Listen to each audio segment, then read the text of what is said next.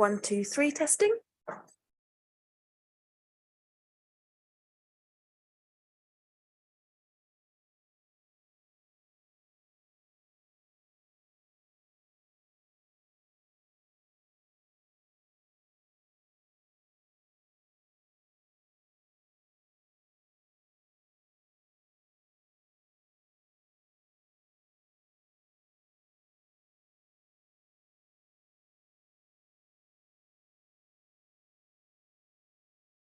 Hey, hello and welcome to this meeting on Tuesday the 21st of March 2023.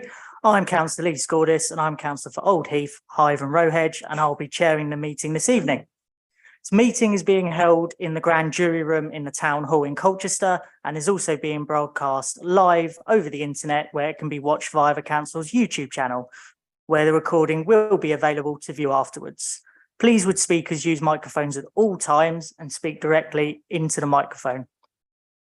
Actions in the event of emergency. There are no practice alarms planned for this evening, so if an alarm sounds, please evacuate the town hall by going down the main staircase or the back staircase to the High Street and then to the car park behind the town hall in St Ronald Street. Councillors and officers taking part in the meeting are requested to mute their microphones. Please activate the microphone when invited to speak and turn the microphone off again when you have finished speaking. Members of the committee may use electronic devices to access their meeting papers, and visitors are welcome to use mobile phones and other devices, including cameras, but please use them discreetly, set them to silent, and do not use voice or camera flash functions. Provisions in the Constitution around the timing of breaks will apply to this meeting, and consideration will be given to have a break at around 7:30, depending on the items of business remaining. So introductions. So I will go to my left for officers and the committee to introduce themselves. Thank you, Chair. Andrew Tyrrell, Client and Business Manager for Colchester City Council. Councillor Kaylee Rippingale, representing Newtown and Christchurch. Councillor Molly Bloomfield, representing Greenstead. Councillor Mark Gocher, representing Castle Ward. Emily Harrop, Transport and Sustainability Project Lead for Colchester City Council. Ben Plummer, Climate Emergency Officer for Colchester City Council. Rosa Tanfield, Group Manager for Neighbourhood Services for Colchester City Council. Simon Davison, Sustainability and Climate Change Manager for Colchester City Council. Councillor Lewis Barber, substituting for, I believe, Councillor Lee Tate. Councillor Andrew Ellis, Mark Stay and Leah Ward. Councillor Sam McCarthy, representing Shrub End and substituting for Councillor Tracy Arn. Councillor Michelle Burrows, representing Wivenhoe Ward. Matthew Evans, Democratic Services Officer. Thank you, everyone. So substitutions. Councillor Barber, you're subbing for Councillor Lissamore, not Tate, so different Prittygate councillor, but right geography. And Councillor McCarthy, as he said, is subbing for Councillor Arnold. So item 3, urgent items. I have none before us, unless anyone tells me different. Nope. Declarations of interest, item 4. Any declarations of interest to what we will be discussing? I have Councillor Barber. I think I have a non-pecuniary interest in the matter of school streets due to my position as Deputy Cabinet Member at Essex County Council for Highways. Brilliant. Any other declarations of interest? No, all good. Item 5, minutes of the previous meetings. Panel's asked to approve the minutes from its meeting on the 31st of January 2023. Everyone okay to approve? Excellent. Okay, so that takes us to item 6, have your say. First person I have is Stuart Johnson. For people coming to have their say, make sure the microphone is turned on. You have 3 minutes to speak. Bell will signal on 2 minutes. And then you may have a minute to come back from the officer's response. But Stuart, you're well versed in this, so go ahead. Good evening, Chair, councillors and officers. It was great to listen to the sustainable travel update from your January meeting and hear the plans to make it easier and safer to walk, wheel and cycle in Colchester. I'd like to take the opportunity to remind the panel of the vision of Colchester Future Transport Strategy, which is to transform Colchester into a place which prioritises active and safe sustainable travel to bring about health, environmental and economic benefits. This is the strategy that's been adopted both by Colchester City Council and Essex County Council. Colchester Cycling Campaign supports the efforts of Colchester City Council to increase the number of short journeys that are walked, wheeled or cycled. We support the council's actions and look forward to the long-delayed opening of the secure bike park in the city centre. Many of the changes to improve active travel need to be taken by Essex County Council, who are the Highways Authority. However, there are still important steps that Colchester City Council can take, including ensuring that more secure cycle storage is provided in the city and introducing bike hangers on roads so that people who live in dwellings where there isn't room to store bikes have somewhere to keep them. Turning to school streets, which you'll hear about later from officers, we feel that the Essex County Council approach is far too timid for this important issue. If we turn to the example of Winstry Road school scheme, the impact of this scheme has almost been unnoticeable and has not in any way resulted in the step change to more active travel that's needed to combat climate change, air pollution, and improve health. There is still parking on both sides of nearby roads at school times, often blocking access to buses and causing traffic jams going in where vehicles going in the opposite direction meet in what's turned into a single carriageway road. There is also frequent parking on Wheatfield Road at school times, forcing buggies and wheelchair users into the road. If we're going to make children safer, healthier, more independent and more active, we need to take radical action, not the timid steps being taken by Essex County Council. Now, this is what you can do. Please could the panel write to Essex County Council to ask them to be braver and follow the successful approach of other councils like Hackney, where many school streets are closed to traffic at drop-off and pick-up times, which is genuinely transformative and is a measure that massively increases safety for those walking, wheeling and cycling. Thank you very much. Thank you, Stuart. I think your first question was on bike hangers and obviously opening the parking for cycling into the town. I don't know if Emily, do you want to take that one up? The secure cycle park is currently being fitted out, so we expect it to be open very soon. Bike hangers definitely on our radar. It is a project we'd like to pursue in due course, so we'll look at that in the future. And on the school streets, that's for us to debate later tonight. So I suggest we take on board your points there, Stuart, which are always helpful. And anything to add last minute? No, that's great. Thank you very much. Cheers. Thank you for coming, giving up your evening. Okay, so I have Rachel Matthews next.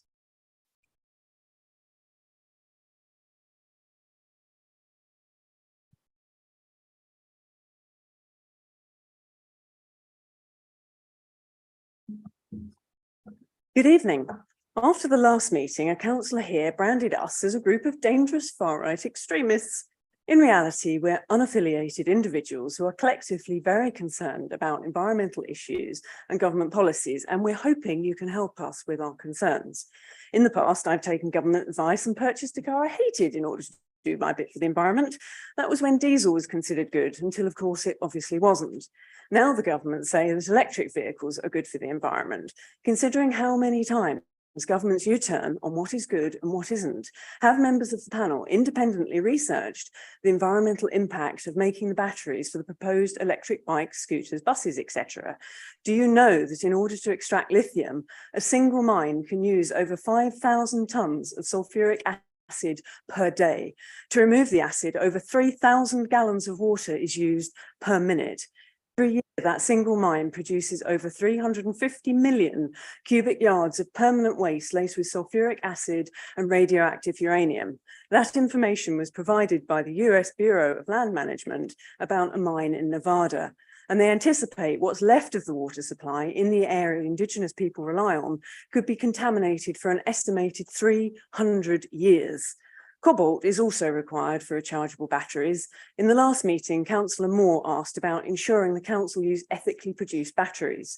Your professional standards require you to adhere to ethical principles, so have you researched this further? Are you aware that unfortunately it isn't possible because 70% of cobalt is mined using child labour, which is mixed in the factories with the 30% that isn't?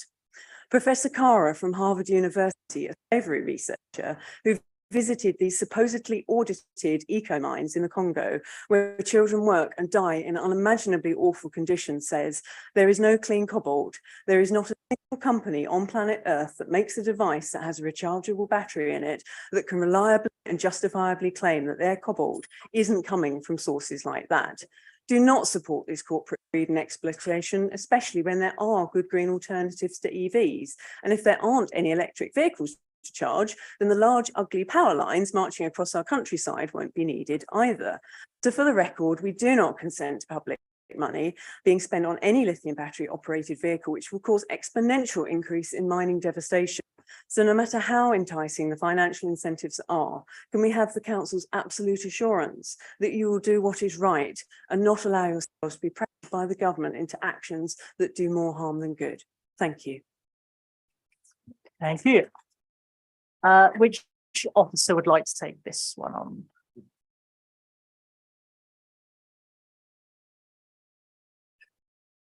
Yeah, I can start. Yes. Yeah, so in response to the questions in terms of the first one about the researching sort of the environmental impact of the batteries, yes, it's something that we have looked into, and we are aware that the environmental impact of producing lithium batteries is bad for the environment. I think producing anything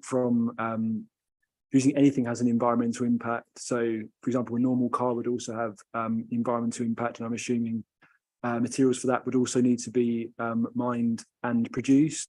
I think with our approach, we try and look at the life cycle analysis of producing some of the batteries that we use. For example, in the electric bikes that the council has and uses within our operations, and also loans out to businesses.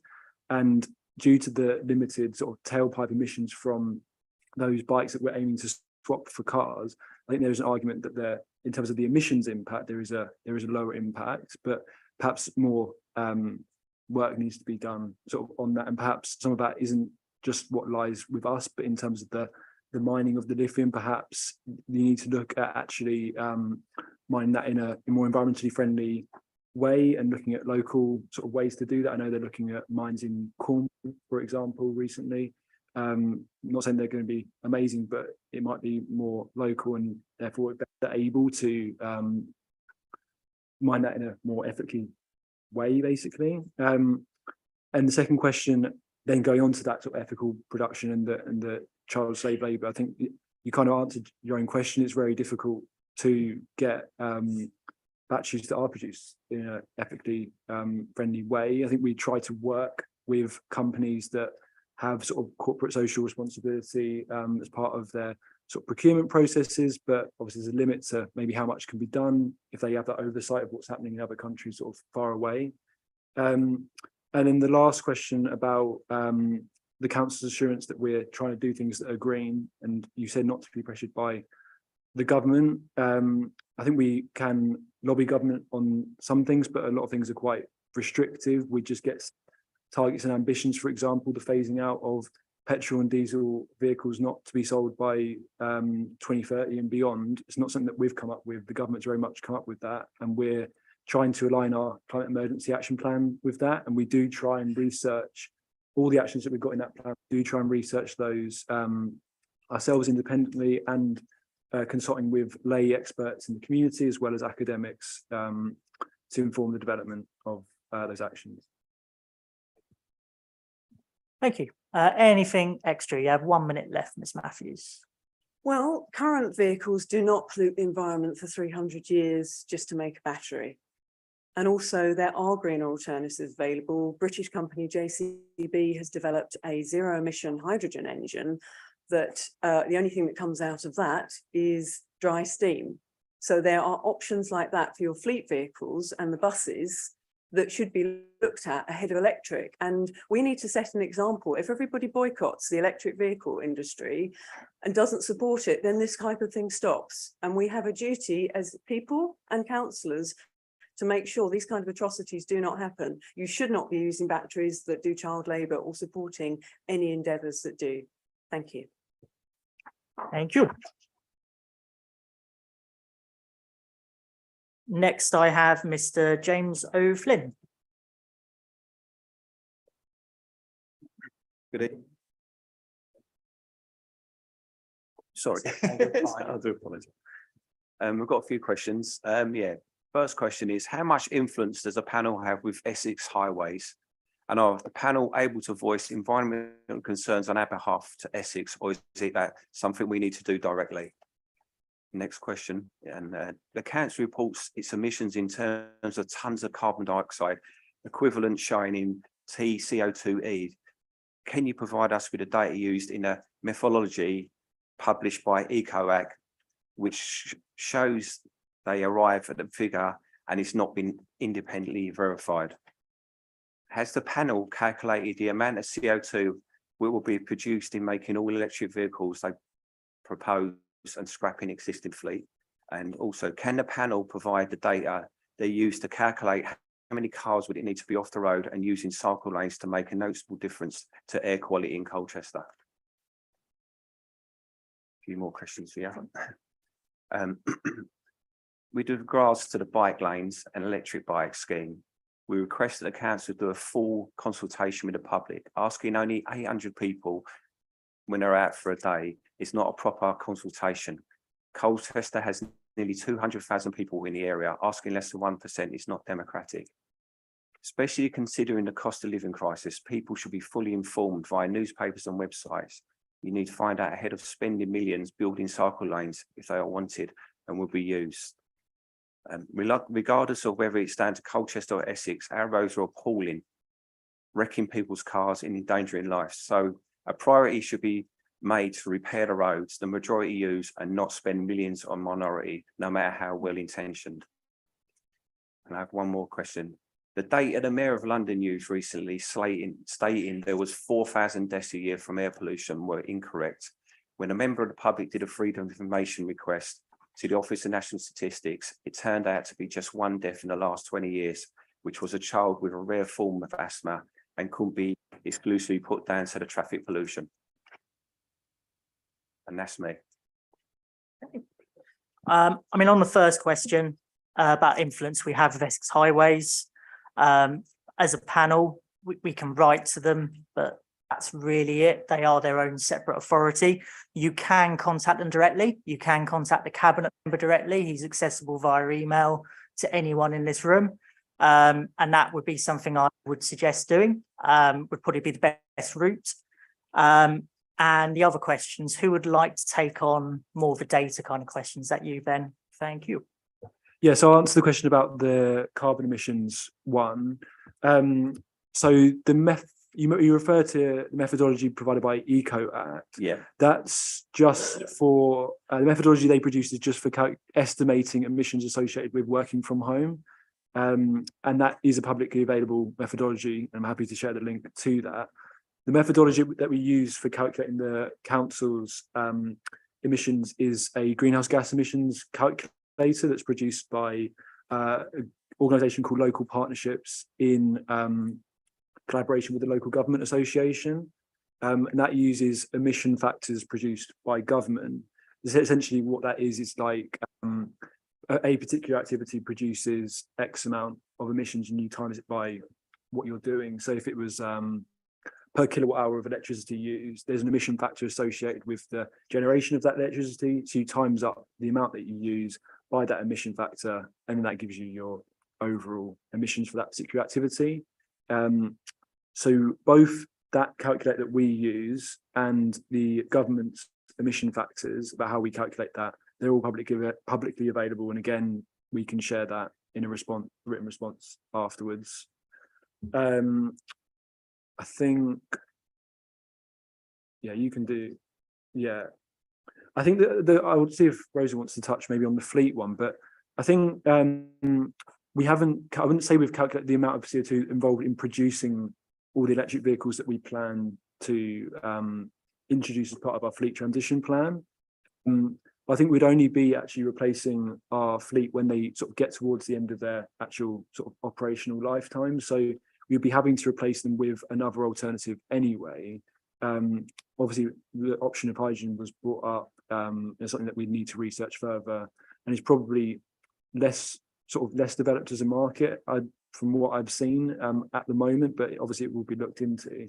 And to be honest, I feel like the electric vehicles are better in terms of actually replacing with diesel, which would be sort of the business as usual alternative that we could have gone about.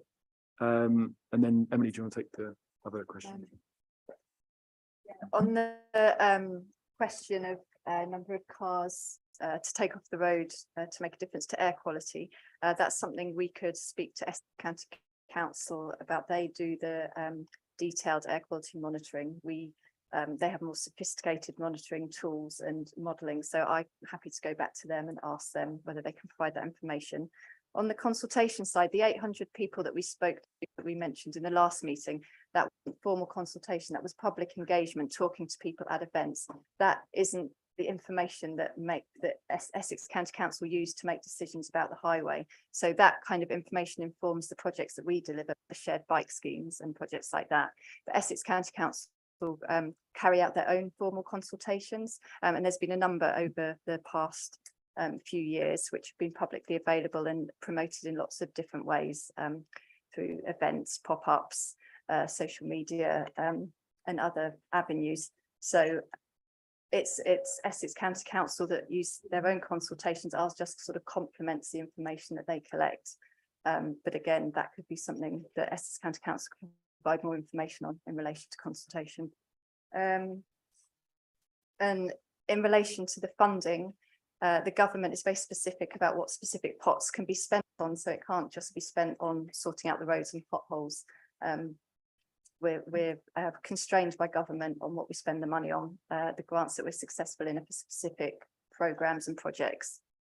And I just wanted to say that a lot of the projects we're running are to promote shared transport and not personal ownership, and obviously that means that there's a better distribution of resources and the ability for people not to have to own multiple different vehicles. By being able to share it, obviously that's much less of an environmental impact, both in terms of the number of vehicles you need in order for people to share them, and in terms of the environmental impact during their life cycle.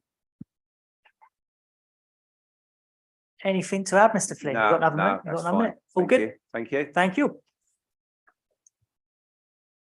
So I next have Cheryl Taylor.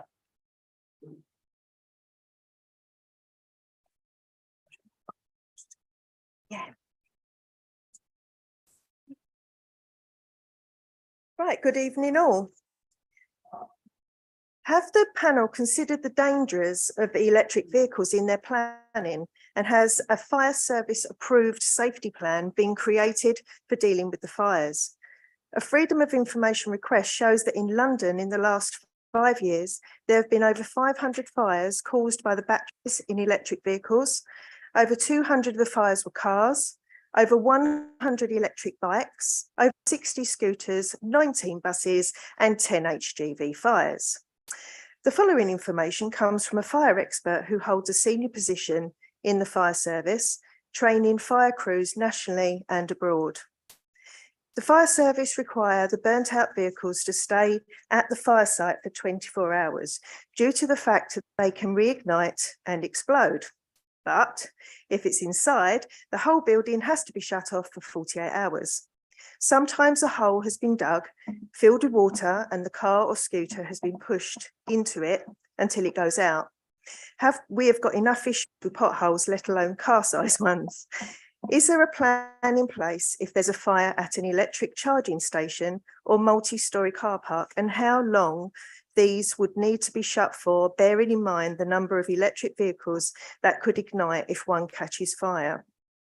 Who would be responsible for the shutdown of the area, and would the council compensate any businesses that have to close for 24 or 48 hours? If an electric refuse lorry caught fire on a housing estate, have evacuation processes been put into place to get people away from the toxic fumes?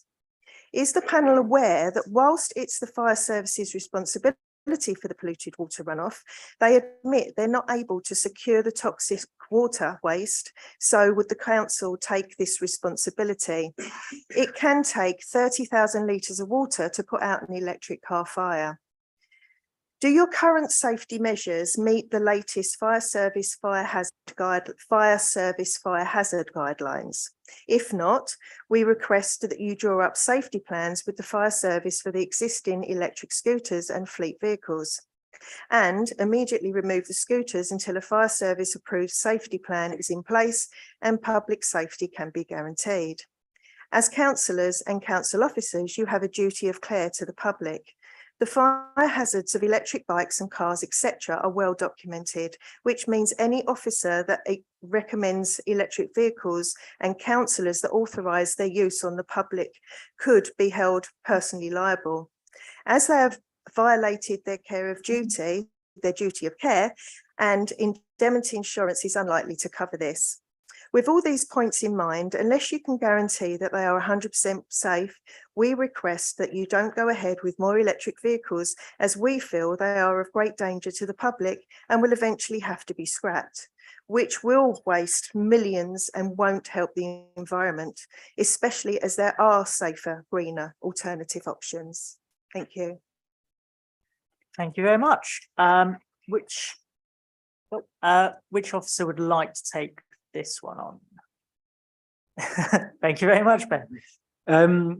I think the quick sort of answer is that I'm sort of not the right person to really answer this, but I want to speak to sort of officers responsible for sort of the council's risk register and drawing up sort of safety risks. I think we do try, when we make decisions, to do a risk assessment ahead of things like procuring an electric vehicle or things like that, where it would be the officer's responsibility to think about and to try and research the risks that occur. And I haven't been involved in the procurement of any of the council's electric vehicles, so I haven't looked at necessarily doing the risk assessments or know if officers have looked into that safety risk. It's something we need to look at after the meeting. But I think it is a valid point, and I think it's probably something we should look at as a council after, because it is something that the council is supporting with electric vehicle charge points and things like that. You probably do need to research the topic a little bit more and see what other organisations and authorities have done around the topic as well to help respond to the issue. And I believe we do liaise with Essex Fire Service as well around risks, and they do full checks to make sure that they're happy with what's being installed. But you have an extra minute if you'd like it, or you mentioned that the hydrogen engines aren't really up to scratch, but they've actually been in the. I remember going to the boat show early 2000s, and Honda had a hydrogen engine ready to go for a marine one back then, and then obviously it got put back. But I mean, they have been working on these engines for many decades, and JCB has one in a lorry right now ready to go. So it's untrue that they are not effective. And you know, if it's about the environment, then surely a little bit of steam coming out the back end of something is a lot better than whether it's being pollution out of whatever engines, or the potential risk of fire and lithium and poor little children digging up cobalt. So, but they are available. okay, thank you very much. That's something for us to keep an eye on, see how the technology progresses there. Thank you. Okay, so next I have Ian Drew.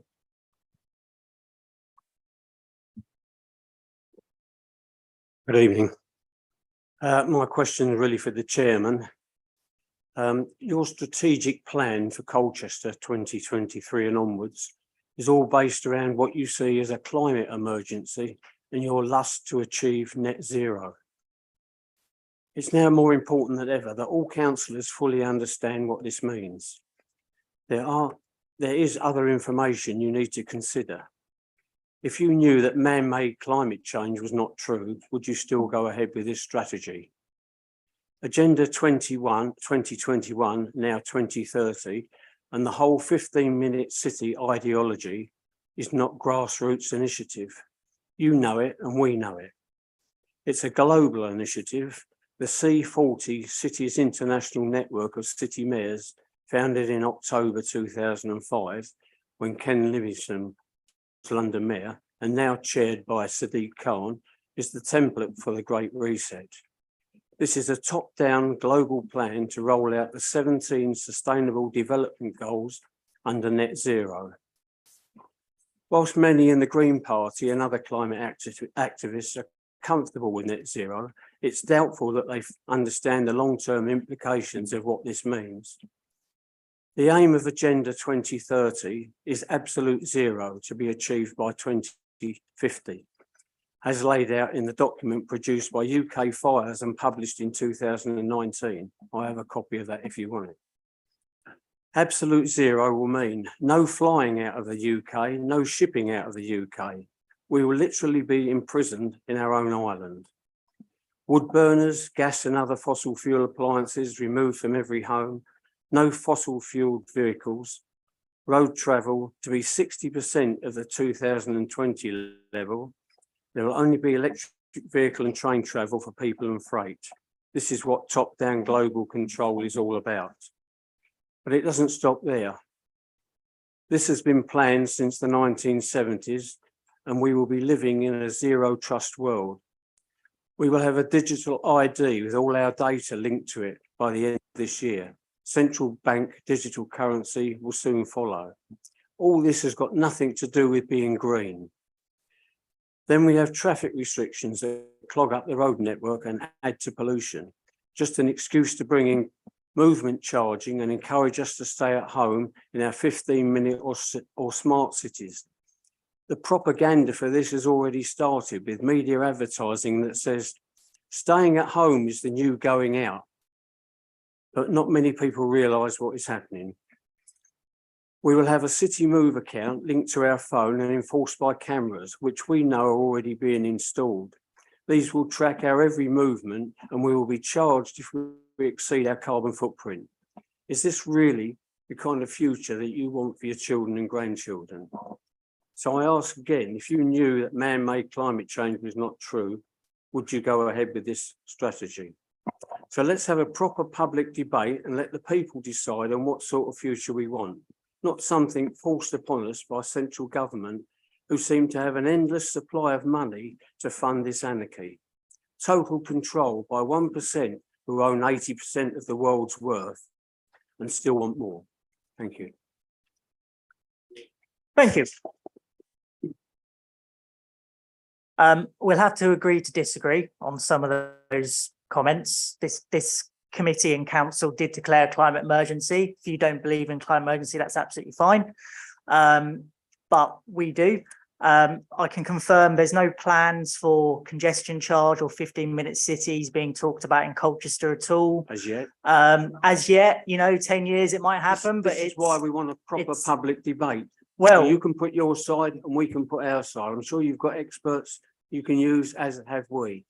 Well, if you'd like a public debate, arguably the biggest debate is when we have a general election and you're welcome to stand candidates with your beliefs. Not what I mean. We want the people who believe in this climate emergency to tell us why, and we will bring our experts to tell you our side of it. And it's already all right, you just tutting and you're more than welcome to set up your own debate and invite whoever you like from the opposition, and whoever you like who agrees with yourselves. It's not something you would entertain then. Not us as a council, I'm afraid, but you'd be more than welcome to hire a venue in Colchester and have a big debate on it and organise your own people to come along. And would you then come along? If you invited me and I was free, I guess I'd be happy to come along. We'll see what happens. So we need to know when you're all going to be free, because we want you all there. That's what a proper debate is about, because otherwise it's just being pushed through by government, which is directing you, and we're not. An election won't give us a say about it, will it? There's two parties in the election, and they're both on the same side when it comes to this. Okay. I haven't got much more to add. If you want to host a debate and invite people from Colchester or around the country, you're more than welcome to. Right. Cool. Thank you very much for your contribution. And last speaker, I have Karine Cooper. Sorry, I was a backup from an earlier speaker. Okay. Thank you very much. Cool. Okay, thank you all for your contributions. So we move on to item 7, which is the waste and recycling update. So this panel has, most of us have been to the workshop that has been held by our waste and recycling team. Councillor Barber and McCarthy, you would have missed out on that due to being subs. But to tell you the truth, it was quite fascinating. Who would have think how we get rid of our rubbish is actually quite fascinating. So I guess I'll pass it over to you, Rosa, to just give us an update, really. Yeah, sure. It is a report for information only, so we're not asking a decision from the panel this evening. And I'll just very briefly give you an overview. So the report sets out that we've appointed a consultant, which is Ricardo. They're an internationally renowned consultancy firm, so they're going to be supporting us as a panel and officers in the council in developing this strategy going forward. The report also sets out the timetable for workshops, and that's been developed, and the details of the activities in workshop 1 are set out within as well. The report goes on to also explain the difficult financial environments that we're currently working in, and some of the early decisions on changes to the recycling and waste service that have already been taken, but will be considered as part of that strategy development going forward. And then finally, just to mention that we are still waiting for the outcome of the DEFRA consultation, particularly on the consistency of household collections, which obviously will have quite a strong influence on the development of this strategy and the outcome of that. So we'll be expecting that fairly soon, and obviously we will feed that into the workshops and the development of that strategy too. Thank you. Lovely. I have Councillor Barber first. Thank you, and thank you for the report. This apologies if this was touched on in the workshop. I wasn't there, but just picking up on point 5.6 about the possibility of charging for recycling kit. Are you able to elaborate a bit more on that, please? Because I would feel that would be detrimental to our recycling rates if we were to do that. Sure. As the paragraph earlier in that report around finance, the council's in a very difficult financial situation. So as part of the work with Cabinet and then at full council in January, February time, there was an agreement to look at an income around that particular element. I can't really give much more detail at this stage because it's still very early in the development of that project. But as with all of the other schemes that were agreed at that time, we'll be coming out and updating members as we develop that, and then obviously publicly once formal decisions have been made. But at this stage, no formal decisions outside of that outline of an income element. And this will, as I say, form part of the work that we're doing around the strategy as well. Any other questions? Nope, that was probably an email coming in. Okay, well, you got away with it easy, Rosa. But I think a lot of this was discussed at the budget, so a lot of it we know. One was called into scrutiny on a Friday night. Let's have no more Friday night meetings. Brilliant. Okay, so this is just a note, and we're going to have more workshops and meetings on this as a panel. That obviously depends if we're still all on this panel after May, because people may wish to change panels. So we're just noting that one. So that takes us to item 8, which is the climate emergency plan. So I believe that's just a good update from you, Ben. Yep. Owen, if you could bring up the slides on the screen to support the report.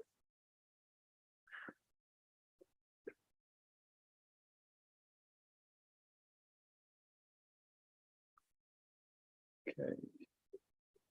Yeah, okay, slides are live. Yeah, so this so at every meeting we normally bring an update on the climate emergency action plan. As this is the last panel meeting of the year, we've got a sort of a summary of the year and a recap of sort of progress made with actions within the action plan. If you move on to the next slide, please, Owen. Yeah. So the structure is, we'll just give a little bit of an introduction about where the action plan is sort of situated within the council and who contributes to it. I'll go over the different action plan themes and talk about a summary of sort of key achievements and progress that we've made with it this year. give a flavour of some of the actions that we're looking to do sort of coming up, the rest of 2023 and 24. And then I'll also make reference to a external review of our climate action that may be of interest to councillors as well. So you go to the next slide. Yeah.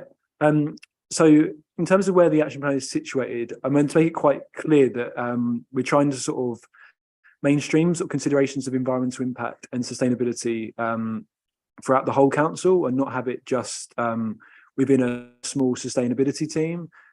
So the action plan is sort of populated and monitored by officers across the whole of the city council, obviously crosses into a wide variety of areas, as we'll talk about in the themes section. It's also aligned with other key strategic priorities that the council has. So in terms of sort of economy and sort of supporting local employment, obviously that very much aligned with some of the environmental impact, and upskilling local businesses to become more sustainable and support green agendas like the retrofit agenda. A lot of our actions obviously support improving health and well-being, so encouraging active and sustainable travel, using and experiencing green spaces for the mental health benefits that they have, and also obviously community enabling is very much embedded within a lot of our projects. For example, enabling the community set up shared cycle hubs. Also trying to integrate the action plan within the city centre development, so the city centre master plan. So we're trying to obviously see how people can travel through more sustainable means into the city centre, as well as through some of the town deal work that looks at introducing cycle lanes, for example, from Grinstead and the university into the city centre as well. The action plan is very much more than just the city council. We obviously partner with a lot of organisations. Just a few of them are listed on screen, and obviously we can't make the widest environmental impacts sort of within the wider city and borough without having these groups on board. And it's also very much not just about reducing carbon emissions, although we do have a net zero target for the council.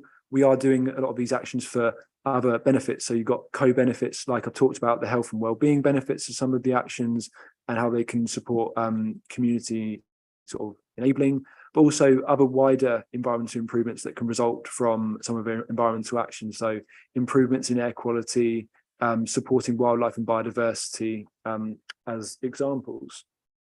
So we go to the next slide. Yeah, so this is the themes of our climate emergency action plan. So we've very much got a set focus on reducing the emissions from our own buildings and fleet. As I said, we've got a target to reduce emissions of our operations to 0 by 2030. We've also got bits on there about producing renewable energy that the council is involved with. We've got a separate one on biodiversity and protecting the natural environment, sustainable and active travel, sustainable waste management, partnerships and community action, planning, built environment and the green economy, and also changing the way we work as a council to become more sustainable thinking. And then a new theme that we've added in this year's action plan that was published in January was about climate change adaptation, and realising that there are sort of serious impacts that are happening as a result of climate change, changes to weather patterns, more severe weather events, more droughts, that we need to think about and adapt the way we work as a council to consider that. So next slide. So yeah, this is the first of a couple of slides that go through some of the key progress and achievements. All of this is detailed within the report as well, so feel free to comment on that. So in terms of our decarbonisation within our buildings, we have worked with a consultant to identify decarbonisation actions within several of our key buildings, buildings that are high emitters, but also ones that might be harder to decarbonise, and we need support with those. Some of our heritage buildings, for example. These will obviously produce emission savings, but also cost savings as well, some of them. So it's important that we consider those in light of the sort of cost of living crisis. Introduction of electric vehicles, I think we've spoken enough about already, but we've already introduced 6 electric vans into our fleet, and also partnering organisations like the Parking Partnership have got some electric vehicles, and Helpline have got some hybrids as well.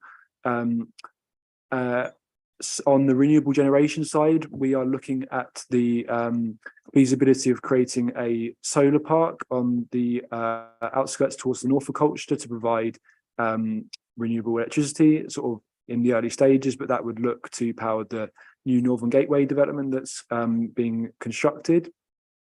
In terms of our green spaces, we've done a sort of very much a change to the approach of how we maintain those. So looking to take a more approach on naturalization and letting sort of wildlife grow and rewild. And we've also taken actions to reduce the use of chemical pesticides like glyphosate to reduce damage to the natural environment as well there. Pictured on the slides are the Cheviot goats that are at Highwoods Country Park that are being used to graze part of the site to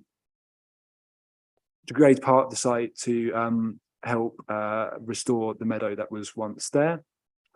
On the tree planting side, it's something that the council has done a lot of work on, but we do realise that has to be done in balance with managing biodiversity on some sites, but we are looking to work with community organisations as much as possible with that. We've built up a recent partnership with a charity called Marketfield Grows that provides work opportunities for young adults with learning disabilities to help do our tree planting with us, which is really positive. Supporting innovative forms of travel. So this relates to things like electric cargo bikes that we're supporting, that we've loaned out to businesses and use ourselves to help transport goods instead of by cars and vans. And obviously people would have seen the electric scooters that people use to get around, many as an alternative to using cars, which is obviously positive.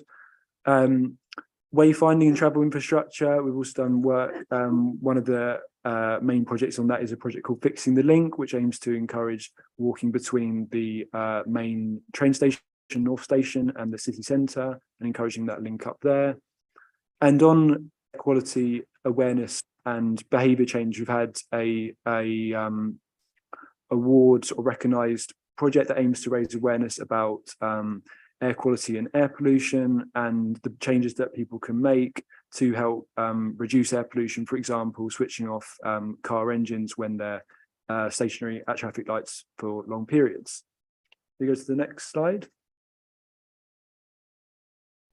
Yep. So on the sort of waste side, we've tried to enable communities to keep their local spaces litter free. For example, the introduction of litter picking hubs, which provide litter picking equipment for the community to do sort of litter picks on the go, and then we pick up the litter that they have bagged up. We also, in terms of the community side, we have had attendance this year at many community events, community fetes, in Grinstead, Myland, Monkwick, Wivenhoe. We try to attend a lot of those to show the community what we're doing, and if anyone again has any ideas of places that we can do events and talk to people about our work, then obviously please let us know. We welcome that. As I said before, we can't do this work on our own, so we also have to work collaboratively with what's called sort of anchor institutions within the borough. So these sort of key organisations like the university, Colchester Institute, big players that have similar challenges to us as well, to sort of share knowledge about what we're doing. And then on skills and training for businesses, a lot of businesses are trying to figure out how to become more environmentally sustainable, not just for the environmental impacts, but also the opportunities there are for cost savings for them. We've linked up to promote support provided by a organisation called Colby, which stands for Colchester Business Enterprise Agency, which run a support programme introducing businesses to sort of environmental sustainability concepts. And Colchester Institute have also introduced a course on carbon literacy for businesses as well, which we're promoting. And then widely sort of integrating sustainable thinking and behaviours at the council is something we're trying to do. So, for example, within our project management process, officers have to consider the environmental impacts of the decision making alongside other sort of things that have been around for a long time, like equality impact assessments and risk assessments. That's becoming now a staple. We're also trying to encourage sustainable travel to work. So we've run doctor bike maintenance and repair sessions for staff who work up at Shrub End Depot, and also help to fund a new bike shelter up there, which provides more secure storage so they can feel safe in the knowledge that when they come back from their shifts, their bike will still be there. Next slide. So next step, so touching on what I said about looking at the opportunities for reducing emissions from our buildings, we've now got a set of measures that we are thinking that are worth recommending, and what we need to then do is build up a plan to identify what the measures are, the costs of installing each of those measures, the savings that are produced both in terms of the emissions but also cost savings, and timeline when these can be done. So that's a key thing that we need to look at going forward. We'll further be looking at increasing engagement and awareness on sustainable travel and air quality. At the last panel meeting, I think we made reference to a bid that we put into DEFRA, most recent one, for about 310,000. And since that meeting, we have heard news that that bid was successful. So we'll be able to, as part of that bid, we've got more funding for 2 extra officers to help increase engagement with businesses and schools around air quality and the changes that they can make to improve those. We also got a part of that plans to redevelop a cycle Colchester map, so giving people better information about where cycle routes are in Colchester so that they're more informed. We mentioned the secure cycle park will be opening soon this year, and integrated within that will be a shared e-cargo bike and electric bike hub where people can borrow these bikes on a pay-as-you-go basis for journeys that they might wish to make instead of a car. I'm also working with the local community in Newtown to set up a similar hub in that area as well. Improving signage of walking and cycling routes. So I touched on that with fixing the link, but we've also got some projects down by the Hive and towards the university that again aim to encourage walking and cycling and improving directions and so people know where they're going. Right cycling waste strategy, Rose has touched on that. We'll be developing a new one, so I'm not going to speak too much about that. 3 new SPDs. So SPDs are supplementary planning documents, and we've produced, we are producing 3 new ones on climate change, biodiversity and active travel, which aim to provide increased guidance to developers about ways that we can promote these concepts within new developments. The biodiversity one is currently out for consultation, and the other 2 are within the draft stage. But these provide sort of material considerations that planning officers have to look at when developers submit their proposals. And also, we are looking to support more residents to increase their access to energy efficiency grants. This is something that the government's been quite supportive of, particularly for residents on lower incomes and or receiving eligible benefits and support. Again, we've made another bid as part of the consortium to hopefully get access to further grant funding to increase energy efficiency of domestic properties. Next slide.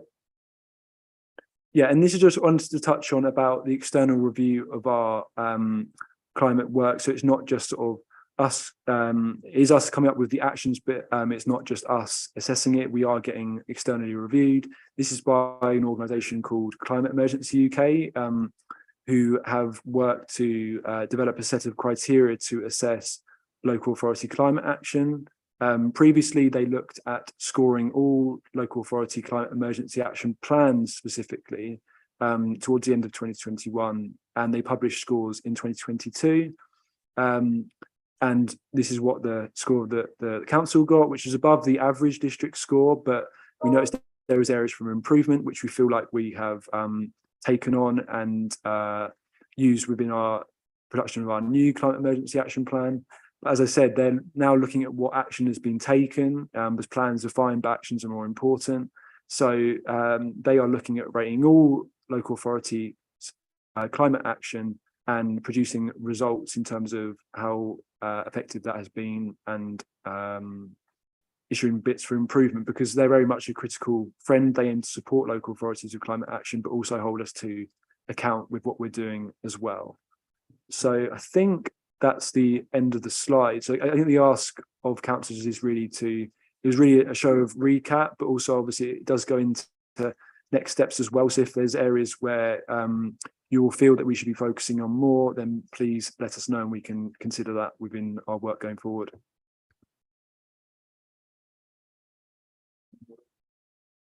Sorry, sir, but you've had your say, but it's now down to the panel.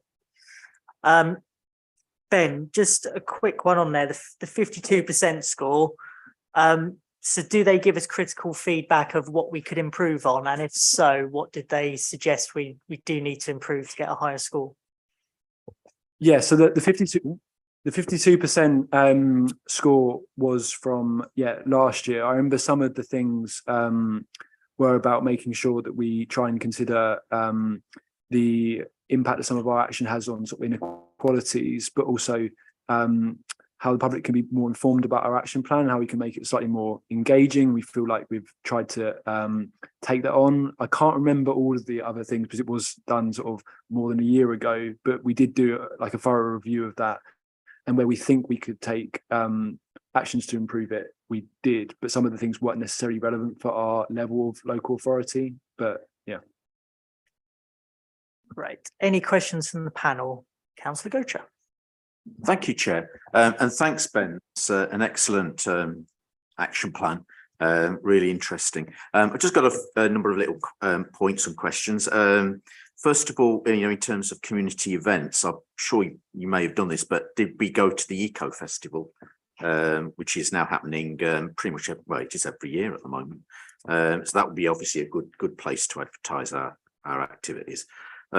Secondly, I was interested in the idea of the solar park, and the Northern Gateway. I'm just wondering if we got solar panels on the buildings and what kind of coverage we've actually got on the roofs of the build there, because obviously the more we can get on buildings, the less we have to put them on green fields, although that may sometimes be necessary.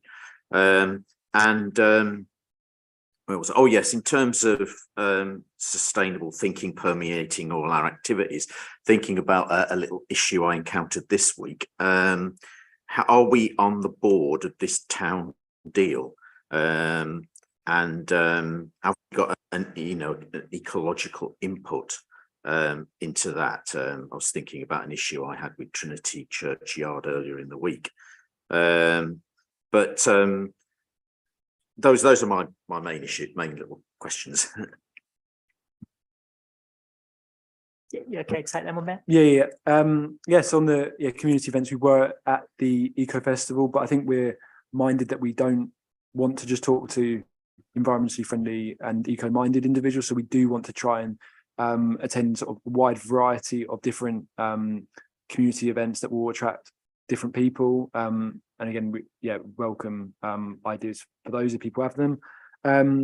On the solar part, I think sort of rooftop solar PV. So we do have them on some of our buildings. So the sports park, which up there does have, part of Leisure World does have, although there is increased scope for looking at other parts of the roof, we could increase that, and we are looking at doing that. But it is something that we do actively and will be actively considering more.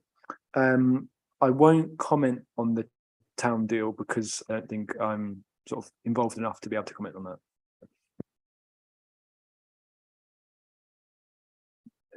I'll pick up the point on the town deal board. Yes, the council is represented on the town deal board.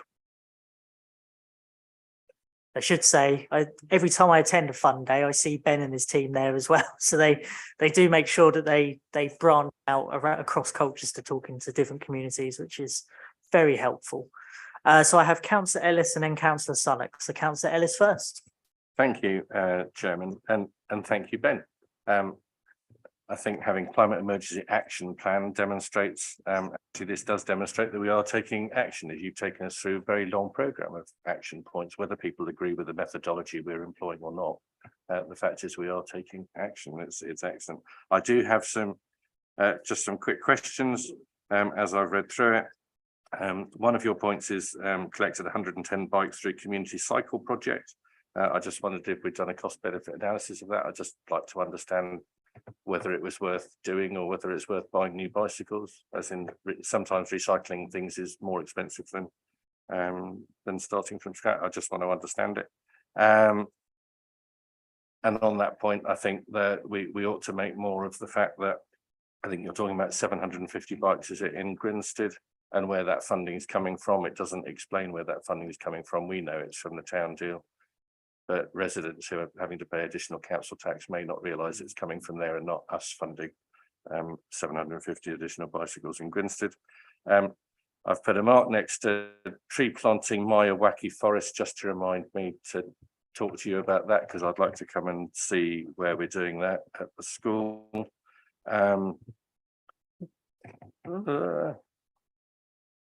There's a build on master plan for Cymbeline Meadows to be a nature reserve, including creating new habitats and management of the site to support biodiversity. That's on page 28.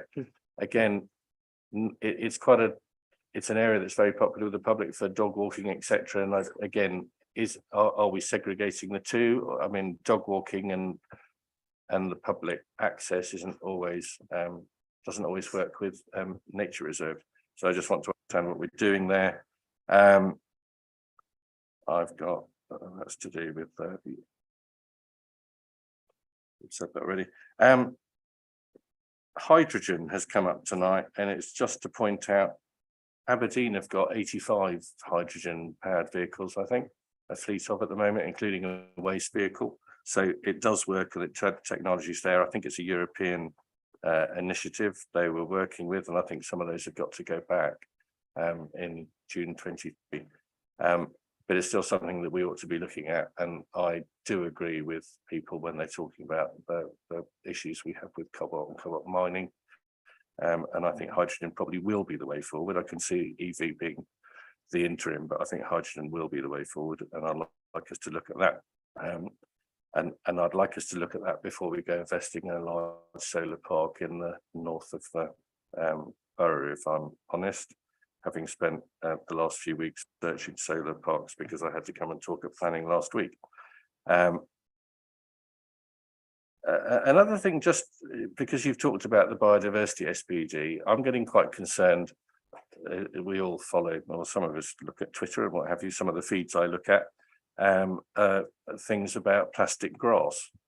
And I am getting increasingly concerned about the amount of plastic grass that's being used, not necessarily in the borough, but across the country. And there was an article in one of the papers at the weekend about plastic grass being put down by a developer in every house within a housing development. And people didn't have an option whether they had a plastic lawn or not. They just had a plastic lawn. Plastic gets very hot in the summer. It needs cleaning. It needs chemical cleaning. It's incredibly bad for the environment. It doesn't give any biodiversity. I know we're going to have a biodiversity net gain they've got to produce, but I am really concerned that we need to look at, as an authority, plastic grass and whether we can do something to stop its use in development. Whether I'd like to ban it completely. I'm not sure that we're in a position to ban it completely, but I would like something from planners to be able to stop developers putting it down as a matter of course within the development. I don't know whether that's something that would have to come back as a point for another meeting, Chairman, or whether it's something I need to. I think I've got till the 22nd of March to respond to the SPD, so I may have to stick it in there. And that's probably me for the time being, but a very good piece of work and a good report. Thank you, Ben. To respond? Yeah, so I'm going to dish out a few to other people because it strays into their bits. But the bits that I can talk about, so actually the last point on the biodiversity SPD, I think it was pretty much short, it was after one of these panel meetings that someone raised about the plastic grass and making sure that was considered as something that we didn't want to support within the SPD. So I'm pretty sure that got included because I did make a suggestion for that, and I think it got included, but we will definitely check that if it's not. Okay, we'll make sure that it is. And hopefully it also might be picked up by consultees as well, but we'll pick that up. I'll first go to Rosa, talk about some of the Cymbeline Meadows. Yeah, so I'm going to pick up two of your points, so Cymbeline Meadow and the hydrogen. So in terms of Cymbeline Nature Reserve, you're right in terms of our considerations about balancing people and nature and biodiversity, and that was something that we were strongly fed back on as part of the Woodland and Biodiversity Project, and that we weren't properly considering it. Had we done the right things with the proposals and projects that we put forward in year 1 of that project, we're in year 5 of that. There are 5, don't ask me what they are, but there are 5 key principles of that project, but I know that one of them is very much about balancing the need for people and biodiversity, making sure that we work, you know, together so that people can benefit from these beautiful places. So that will be very much part of our thinking with that scheme. In terms of where we're at the moment, we've got outline plans for that, where they were starting to share, undertaking all the various different assessments from the ecological aspects through to the archaeological as well, because we are Colchester after all. So we'll be sharing more of those plans as we go forward, but very much considering just it being a nature reserve and just for biodiversity, but for people to access as well. So yeah. Second point on hydrogen. So we've got a fleet transition plan that was agreed by the council, I think in about 2020, that set out how through the climate action plan we will look and work to transition our fleet from current diesel to zero emissions, or as close as possible to that by 2030. Within that, again, we've got certain principles. We aren't committing to a certain direction. We're open to whatever is available on the market, whatever is proven, and using data to inform that. So the work that we've been doing, we've been looking at different fuels, we've been trialing different vehicles. The biggest factor or the biggest hurdle at the moment is the large HGV fleet, because that's the vehicles, I suppose, that are slightly behind. So vans and cars are much more developed in those areas. But I have got colleagues, and the beauty of working in local government is that you can connect with other local authority peers, and those that are taking on different types of vehicles. We can talk to them, we can find out their learning, understand the impact, etc., etc. So we're doing that already, and there are colleagues across Essex that are changing their fleet, including hydrogen being one of them. They haven't got it yet, but we'll be working with them to understand, you know, the impact, what's the changes, how does it work, so that we can learn from others, because it's really important that we make really sound decisions using public funding to invest in this kind of technology. So we're very open to whatever it may be, and we'll look at all of those options and set cases out really clearly. I think the other questions are mainly on some bike related ones, so I'll hand over to Emily for that. So the bike project isn't one of our projects, it's run by the communities team, but I don't know whether they've done a cost benefit analysis, but I think with all the bikes they've collected, what they're doing is using parts of some bikes that wouldn't be cost efficient to repair and using them on other bikes. So I think they'll only be sort of repairing the bikes that are cost efficient to repair, and then the rest of it will either be donated somewhere else or scrap metal, recycled. So yeah, I should imagine that is the approach they're taking, but I can find out. Brilliant. Okay, Councillor Sunnox, do you want to unmute yourself? There you go. Yes, apologies for not being there in person. I came in for a meeting last night and it took me over an hour to get in, given the traffic from my home in rural North Ward. I wanted to pick up on the recycling 52%, and I'm going to show my ignorance here. I visited a private sector recycling facility and they claimed percentages in the 90%. And when I asked questions about how that was achieved, they claimed that they were baling up the residual waste and sending it off to incinerators, some of them on the continent, where it was being used to fuel sort of heat schemes. And I just wondered about the economics of that and whether that was something that would be viable. This may be for Ben or it may be for Rosa. I wondered about the economics of it and whether it would be viable for Colchester to look at. When I looked at the costings of the private sector operator, it was actually paying for my business considerably cheaper than using Colchester, and it was requiring less division of waste into different types of recycling product. So a few questions there about the recycling we're doing. Okay, so I'll take that. We as Colchester City Council are the waste collection authority, and that is our role and responsibility, whereas Essex County Council are the waste disposal authority. And so there are legal obligations on each of us as authorities in those roles. And in effect, Essex County Council give us directions on how the waste is disposed of. So the residual waste I'm talking about is the black bags or black bins waste. So Essex County Council have the responsibility for that. Now, what I can say, and what has been presented to this panel previously, both in September and I think early in March last year, is that Colchester is part of an Essex Waste Partnership with Essex County Council and other Essex authorities.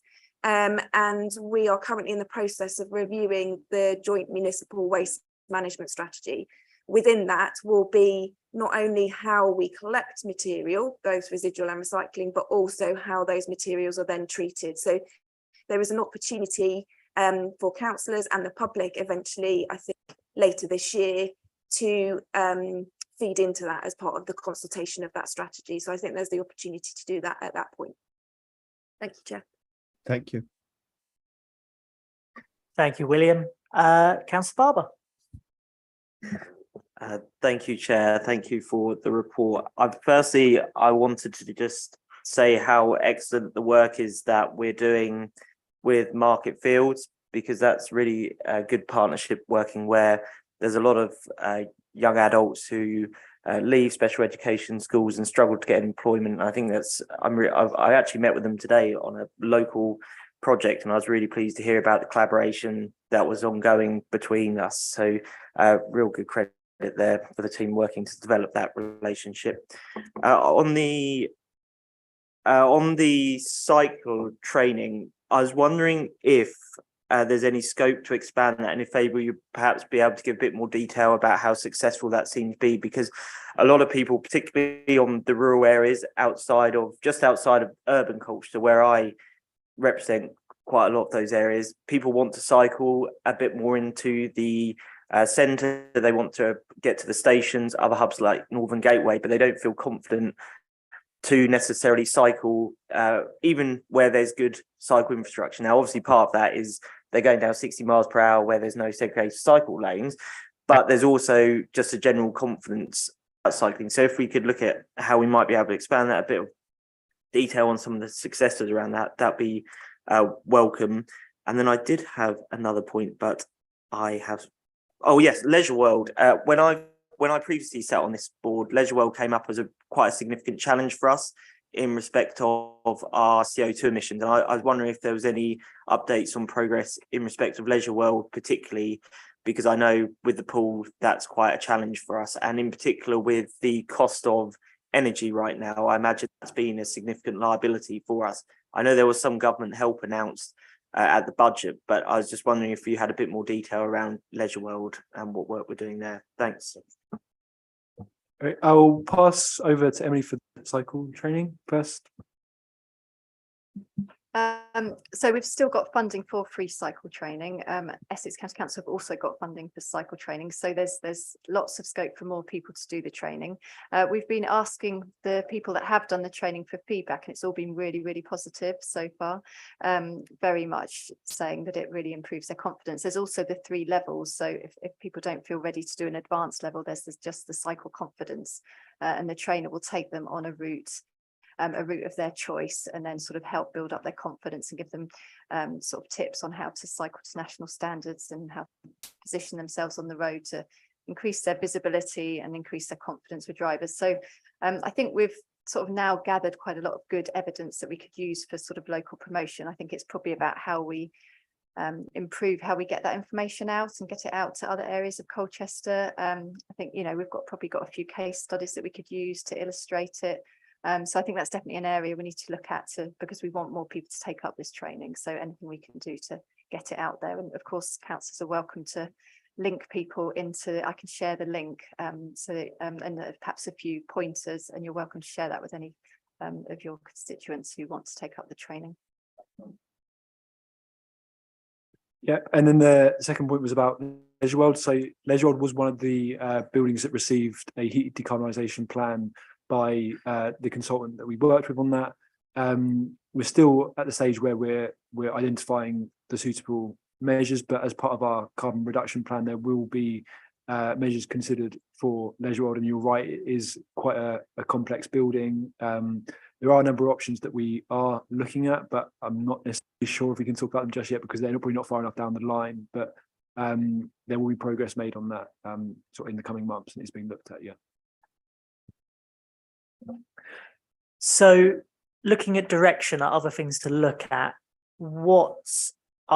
two things I'd like us to look at, especially around engagement as well, is expanding the no-mo concept and engaging councillors about areas that councillors would like to see, and they can consult residents. So I think that would be something moving forward that would be really helpful. And the second one is what Stuart Johnson mentioned about bike hangers. I've mentioned them before. I'm thinking, do we look at pilots in areas like Greenstead, where there's lots of flats, people can't store a bike, and that could be their children as well that can't store a bike at the moment. And it's also one of the areas with the lowest car ownership. So for me, there's an opportunity there. And then there's areas like Monkwick, which also have large council estates as well that we own. So I'm wondering some liaising with Colchester Borough Homes on that would be really helpful moving forward into the next electoral year. They're two areas I think would be really good moving forward, because we've done a lot on opening the bike hub, which will get open eventually, let's hope. It's been a while, but we actually need to look at where people store it when they're home, because security is a big issue. Bike crime, moped crime, all of that seems to be going up in Colchester. So anything we can do to make sure that someone comes home and know in the morning their bike will be there will be, I think, the way forward.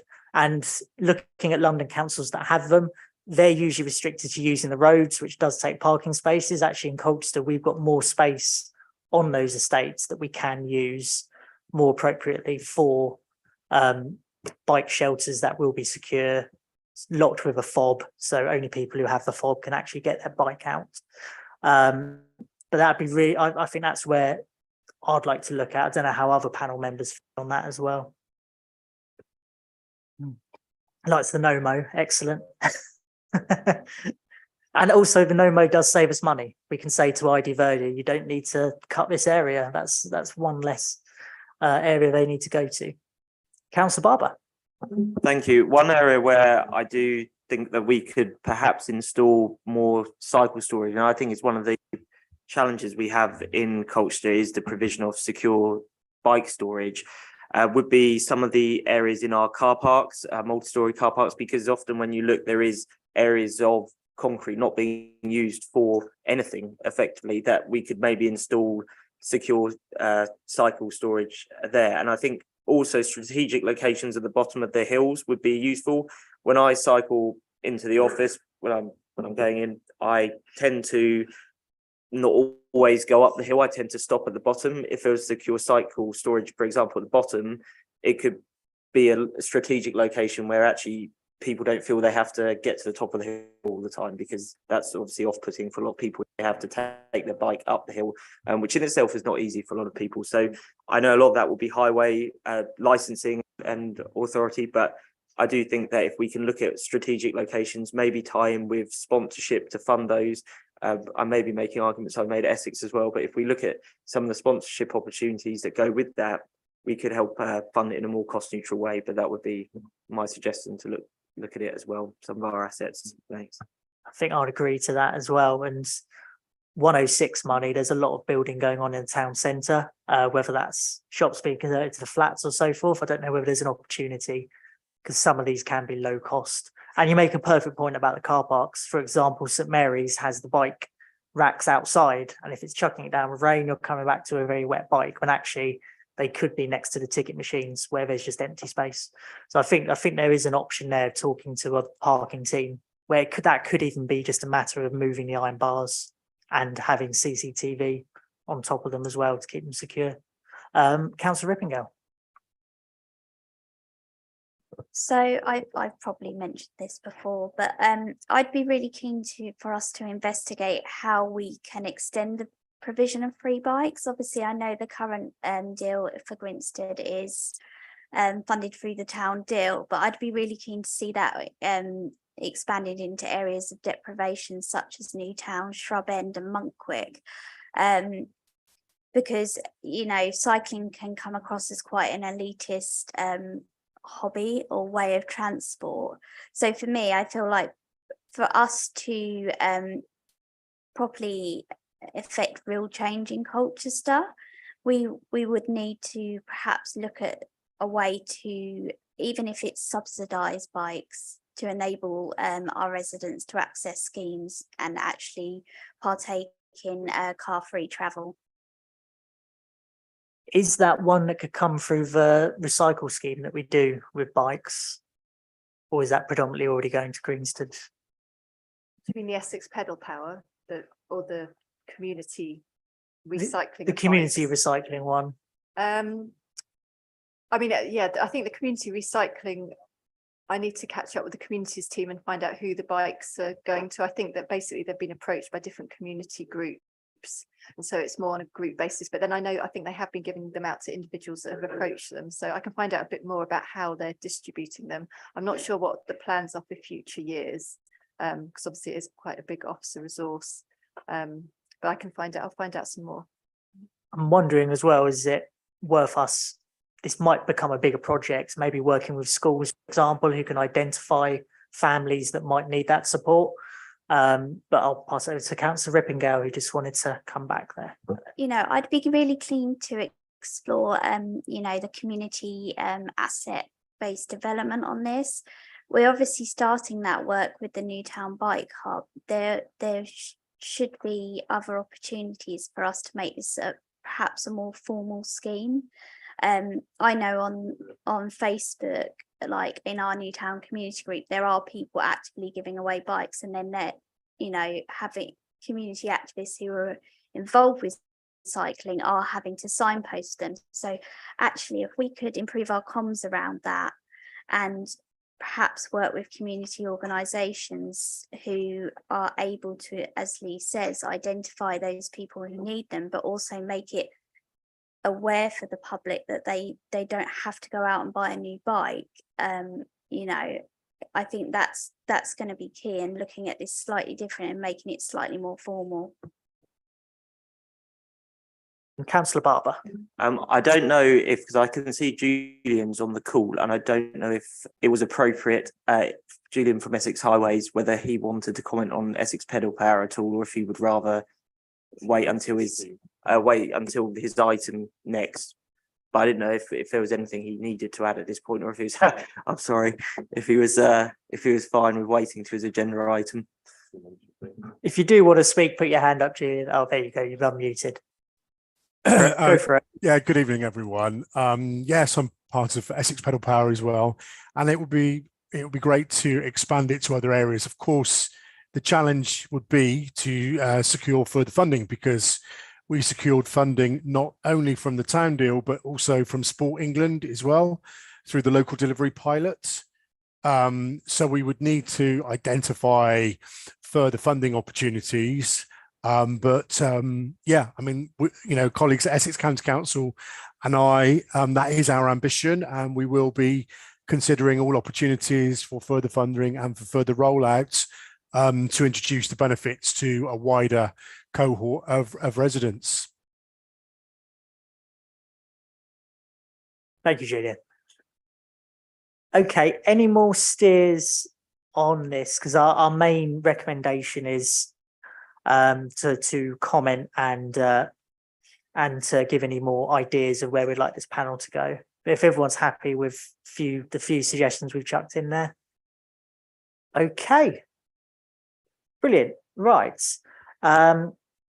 Okay, do people want a short break before the last panel? Yeah, so quick comfort break, cup of water, toilet, so forth. We'll meet back at past, so just 6 minutes.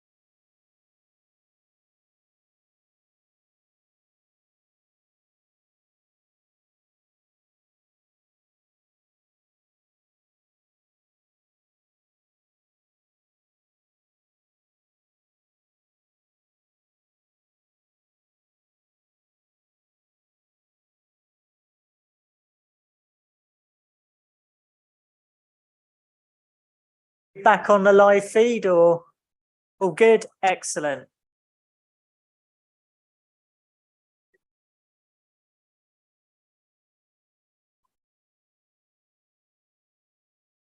If everyone can get quiet now, please. So we're moving to item 9, which is air quality schools activity. So before I pass this over to Emily, just the recommendations I'll go through. So recommended decision for the panel to support and help facilitate the ongoing educational approach to changing driver behaviour. Okay, we'll just pause. Sorry, just waiting for some people to quiet down.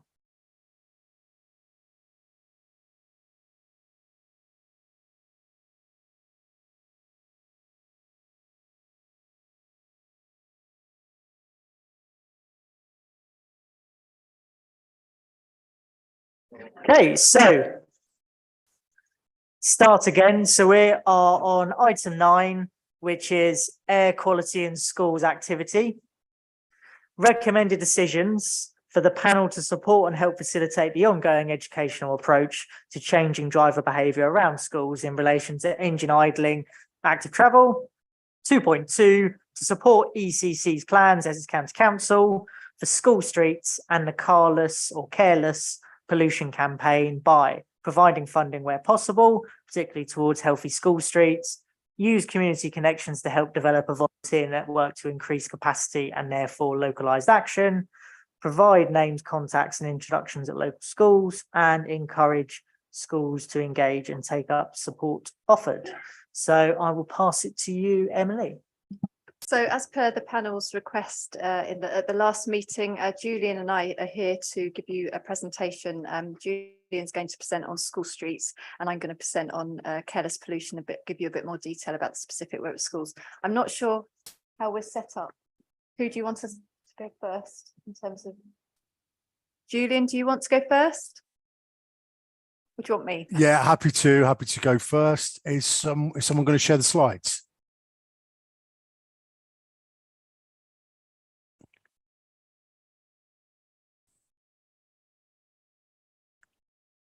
Okay, the slide's showing. Yeah, okay. So the first thing I want to say is that essentially Essex County Council are trying to create the conditions for as many children as possible to walk, wheel or cycle to school as possible, for them to maintain their health and well-being, and also if we can then take the pressure off of congestion around school gates and help to reduce emissions. Next slide, please. So the first thing I want to say is that we are evolving our own model in Essex. So it's not the Southend model and it's not the Hackney model. Well, I say not the Southend model. The approach that's being taken in Southend is whereby schools and parent volunteers are undertaking a time closure using the gates that you can see in the image, the yellowy orange caterpillar gate that can be closed off to close the street for a very short time to prevent vehicular traffic. However, I say that we're not taking that approach, but it is an option, and I'll come on to explain our options in a moment. It is an option if schools are, and the school and parent community are interested in taking that approach. And I also mentioned that we're not the Hackney model. The Hackney model is starting from a point of enforcement, time closures in the morning and the afternoon, going straight to enforcement with ANPR cameras. This probably works in places like Hackney, where it's very dense and there are a lot of pupils who live within a close proximity to the school, and less choice, and fewer children traveling further to school. But there are challenges with it in that you can end up with traffic displaced to other streets. So all of that taken into consideration, we developed our own school street model for Essex. Next slide, please.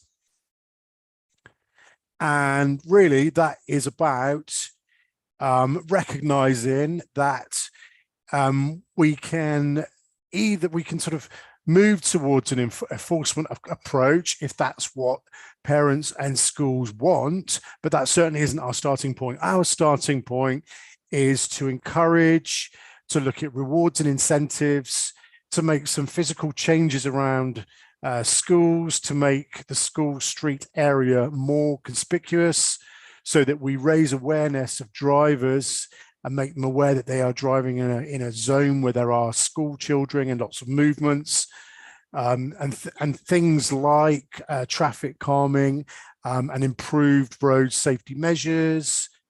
This can be implemented with things like street art and more sort of bold approaches to approaching schools, as well as reward schemes.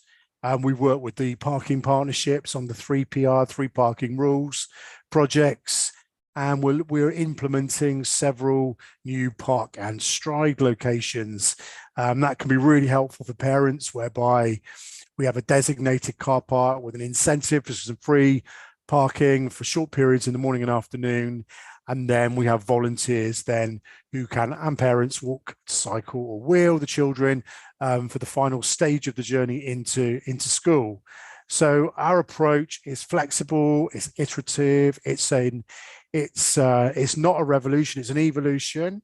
And really at the heart of it, I suppose it's about bringing schools and communities with us on a journey to encourage that change in attitude and behavior and habits, and do it in a way that's very bespoke to each school, finding really what works locally and which is the best solution. Next slide, please. So we have this, what we call our blueprint approach. So in our blueprint 1 schools, we've got some new bollards, some street art, some new signage, just trying to change the look and feel so that drivers behave differently. They recognize they're coming into a different area. And then we have a lot of engagement and work with the schools and local community to say, well, what could the next step be? What are the other sort of solutions that we could implement, and subject to securing funding? Then you could look at that Southend model of those experimental time closures, raised tables, more crossings, crossing points, in some cases, segregated cycle infrastructure, a number of different sort of physical and behavioral interventions that over time starts to change attitudes and behavior. And then that can move on to other approaches to prioritize walking, cycling and wheeling. It can include enforcement if people want it. And ultimately, I suppose over time, we end up with a transformed street where it's much more comfortable and safe for children to access their schools, and in a way that builds a consensus in communities and builds an encouragement for traveling to school in a very different way, and changes over time. Next slide, please.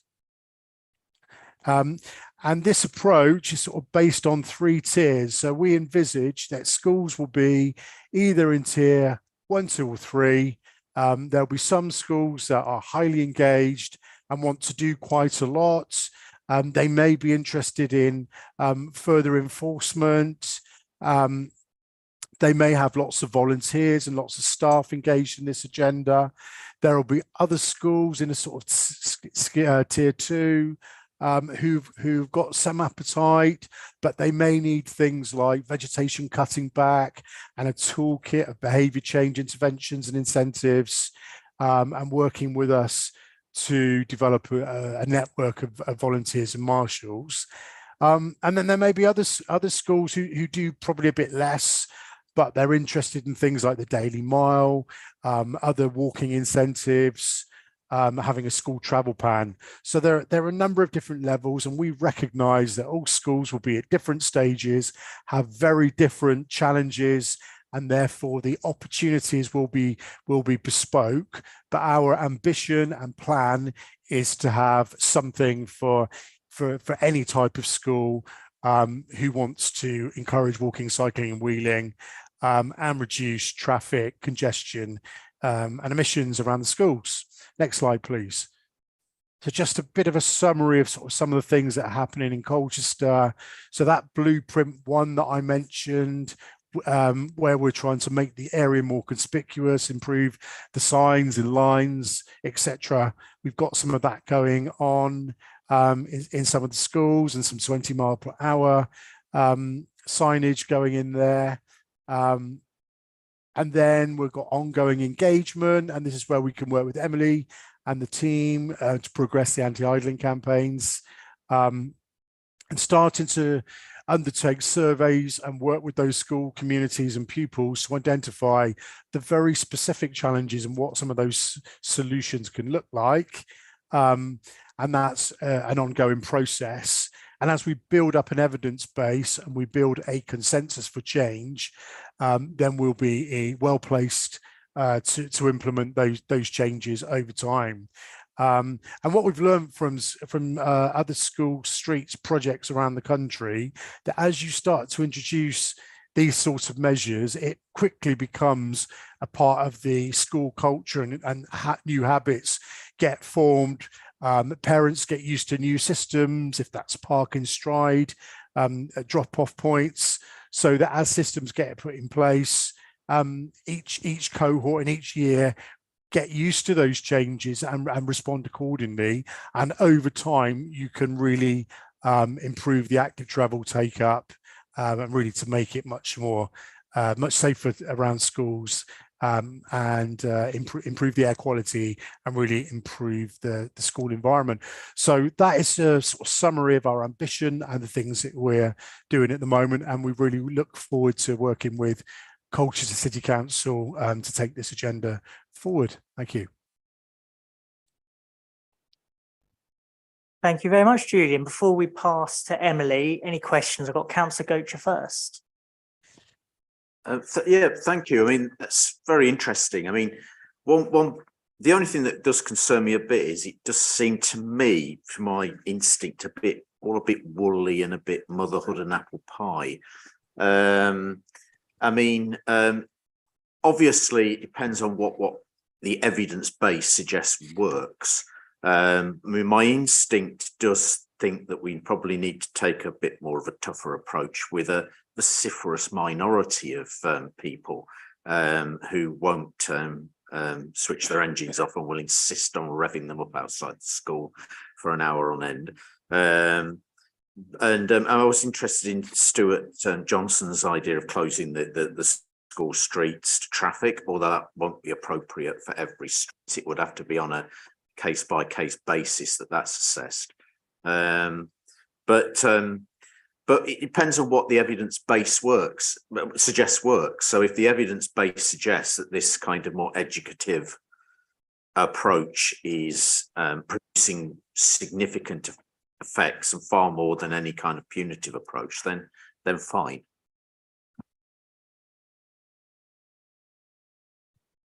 Did you want to come in on that, Julian? Yes, absolutely. And we do work on evidence and what works. And the risk is that if you go straight to the Hackney approach in a much less dense area where there are more complex journeys and trips, you would just end up with, unfortunately, a big backlash, and it would just be counterproductive. So the evidence that we have drawn from and speaking to people like Sustrans and Living Streets is that it really is important to get that mix of incentives, good information, and what we call restructuring the environment. So those safety initiatives around the schools, making it more conspicuous. And in Blueprint 2, when we can get funding for more traffic calming, there's a lot of evidence to show that is successful, and it does get that increase in walking, cycling and wheeling. And also evidence shows that the enforcement side is likely to be more effective if you've got community buy-in. So I would argue that we are being robust, but we do want to bring people with us. And it's about winning hearts and minds. And I think that's really important. If you want people to change their habits, They've got to be persuaded that it's the easiest, most comfortable thing to do, and it's not a hard thing to do. So it's not gonna happen overnight. It's going to take time, but I think we can win that battle for hearts and minds. Thank you. Councillor Ellis. Thank you. Stuart's not here now, is he? When I met with them some years ago, I was saying exactly this is how I thought Colchester Cycling Campaign could get involved in what we were trying to do in Colchester, or what we should be doing in Colchester. If you want to drive modal shift, you've got to start with young people, and getting them on their bikes, or cycling or walking is the way to do it. Of course, in the old days, we all cycled or walked to school because we went to the school that was closest to where we lived. When that changed, I think that's when people started getting in cars and putting their children in cars, and it's quite frustrating. We're now in that situation. By school route audits, I'm assuming, Julian, you're talking to the schools, finding out where their children come from, and then working out the safest and best route for those children to get to the school, which is the most sensible thing to do. From my point of view, when we were looking at investing money in RTS and all sorts of other things we were looking at in Colchester 2 or 3 years ago, I was saying that you didn't want a segregated cycle lane all the way down Lexon Road, for instance, necessarily, but what you do want to do is look at every bit of, you want to find the safest route for children to be able to get from their home to the school, but those bits where they have to go onto main and difficult roads, that's where we need to invest the money in putting in the segregated cycle lanes, etc. Because parents aren't going to allow their children. I certainly wouldn't have allowed my daughter to cycle to school if I felt that she was going to be in danger. But if there was a nice easy route, which is what we actually found for her to get to school, that's the way I would allow her to do it. But otherwise, parents are always going to continue putting their children into the motor car and taking them to school. So I'm really keen on this. Reward wise, are you talking to shops and cycle manufacturers and what have you in how you're, because there's got to be a way of rewarding children for doing this, whether that means and parents, whether that means they get a cheaper bicycle or vouchers because they're doing so much, if they're cycling, it means they can then upgrade to a better bicycle because they're getting vouchers, whatever. There's got to be a way we can involve those people with this scheme to make it more attractive for people to use it. I think I've probably got loads more I'd like to say on it, because I think it's a really good idea.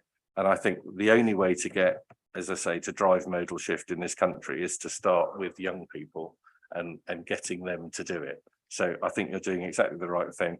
I am concerned that being more draconian around school streets enclosures. I think we did do some consultation on that a few years ago, and that went down quite badly.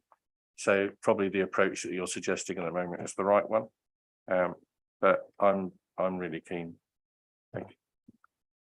Julian, if you want to come back on some points there. Yeah, absolutely. It's essential that we're pragmatic and we find what works.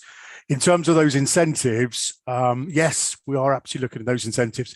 At the moment, it's much easier to get vouchers, but what we would like to evolve is to look at how we could get incentives to use local businesses, to encourage footfall to local businesses. So that's something that we're actively looking at the moment. But yeah, it's about that, getting that mixed and providing the right incentive, not just for the children and the pupils, but also for their parents, because actually we're trying to change the habits of both. And as you'll see in the school holidays, people always notice the big drop in volumes, and there are all sorts of opportunities now with parents home working, and we understand, we saw some analysis last week where most of the home working is now on a Monday and Friday. We're looking at sort of campaigns we can run on Mondays and Fridays to encourage the parents to be active in the way they travel to school with the children, so that they get some active travel and get some active minutes as well. But yeah, absolutely right. Being pragmatic and identifying the right incentives will drive what makes this work. Thank you. Just an idea on an incentive, Julian. We did a scheme called Beat the Street, which was a fun thing that families did where they had to tag a card against certain things and they got points and a leaders table. I'm wondering if maybe a scheme with some schools that every time they walk in, they get a token or so forth, and whoever gets the most tokens, I don't know, gets a prize or gets on a leaderboard. But that's just an idea I'm mooting. Councillor Rippingale and then Councillor Barber. So I'm very much for the school streets, because the ward that I represent is actually very highly dense housing in terms of its Victorian area. The schools are very much based in the community. I was really interested by the Parker's Stride. However, I think there's only one school that in my ward that possibly could do that using a Colchester City car park. I suppose for me, we say about being more, using more enforcement, and I feel in some areas like Hackney and in my case Newtown, that possibly is the only way to enforce change, because these are parents generally who will be living quite close to the school and still driving. I feel like it's going to be a lot of behaviour change that's going to be necessary in those more densely populated areas. And I'd be really interested to see how you are varying the scheme across the different demographics and the different densities of housing in Colchester.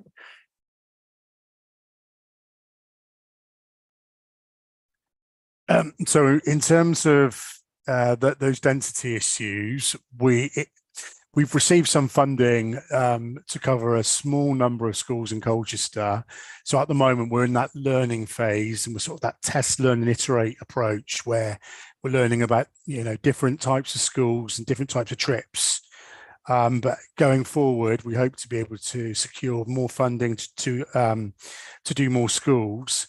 But onto that point you made about enforcement, I think what's really important, and that's why we've got this sort of iterative blueprint approach, is that we monitor and we understand what works, and we get feedback from the schools and the local community and bring them on the journey with us. So if we get to the point where we tried all those things, we tried to make it more conspicuous, we've had the incentives, if those things are not working enough, and they will work to some degree, if there is still a big problem around the schools and we've exhausted all those other options, then that's when we would hope that then the school and the school community and the parents would be suggesting to us that actually perhaps there is we should consider the enforcement approach before we undertake that. So yeah, it's not a starting point, and we want to trial those other physical and behavioural interventions first. But absolutely, if there's an appetite to do it, yeah, we would be great to trial an enforcement approach if that's what the community want. Councillor Barber.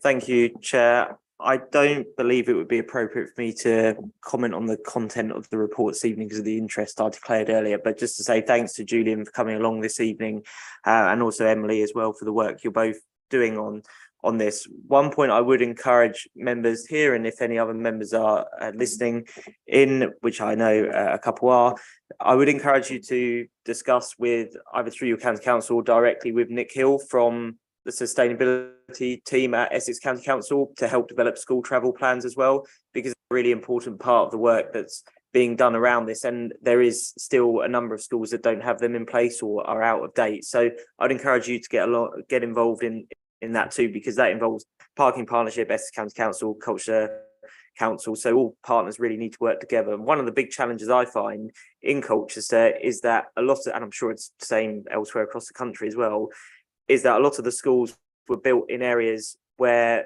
it was assumed that you wouldn't have level of car ownership that we do have today.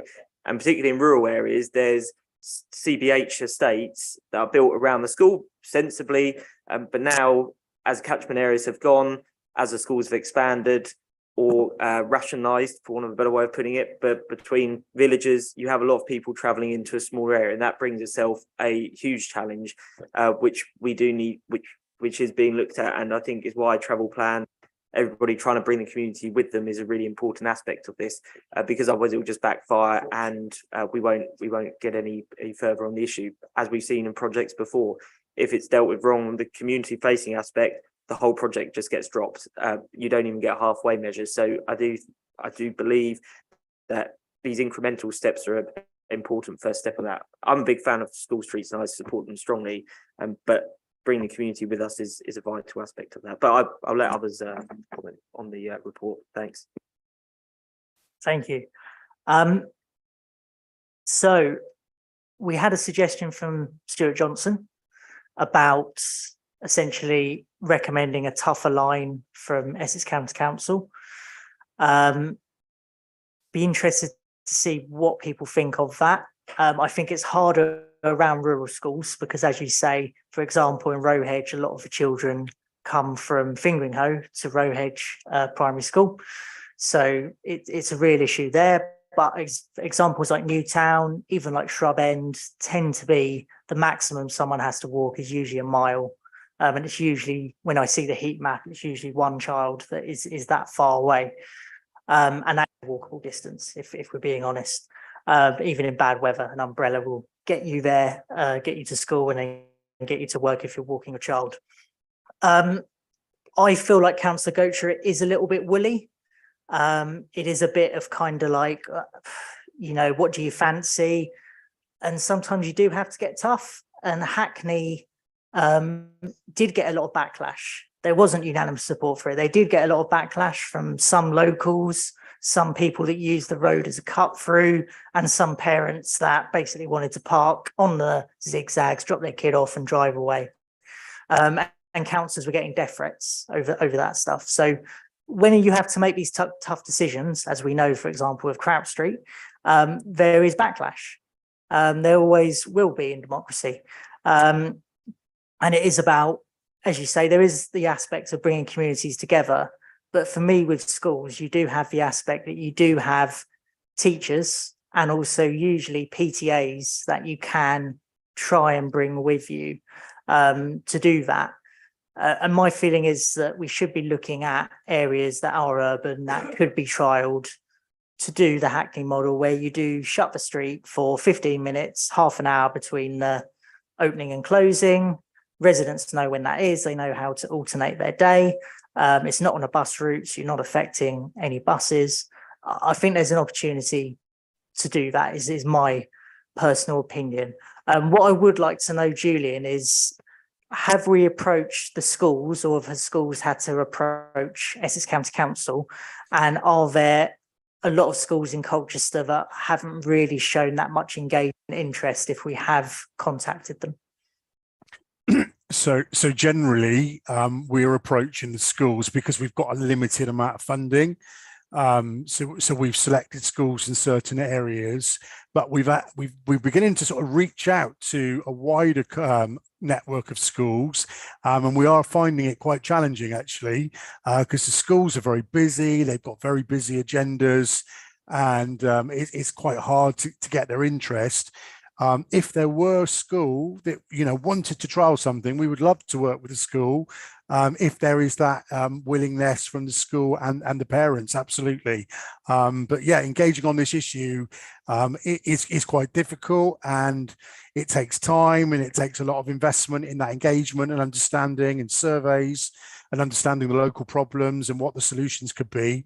But absolutely, yeah, we would love to work with local members to be introduced to schools and really to kind of take those conversations forward.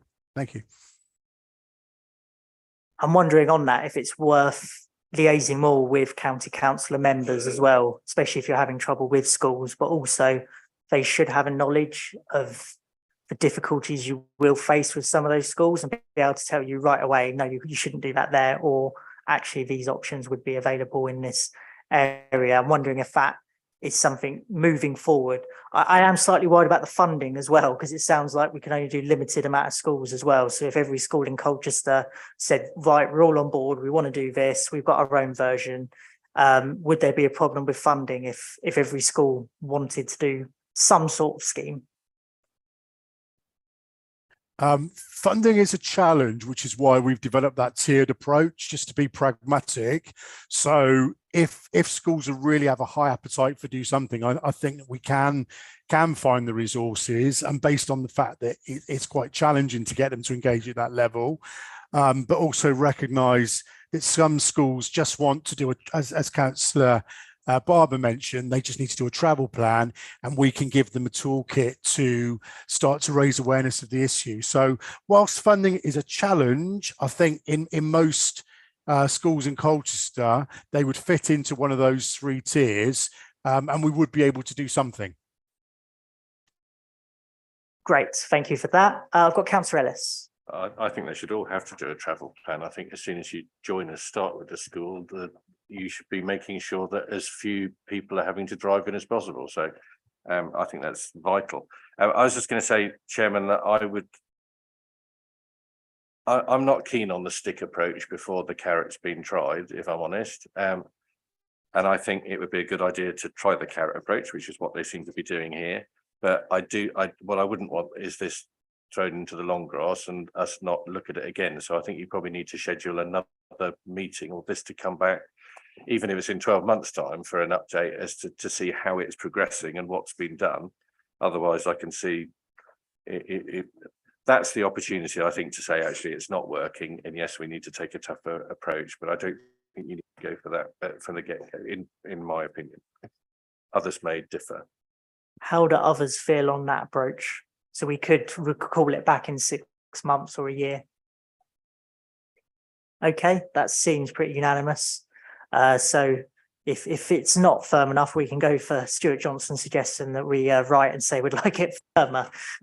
Any other questions for Julian? He's been really helpful. Councillor Gocher. Just on the subject of people who kind of travel quite some way to school, I think it was mentioned Fingering Hoe to Rohedge or something. I mean, it seems to me that a lot of this is down to the fact that there aren't the old school buses that used to exist when I was a lad, because I lived in a village and we were on the school bus.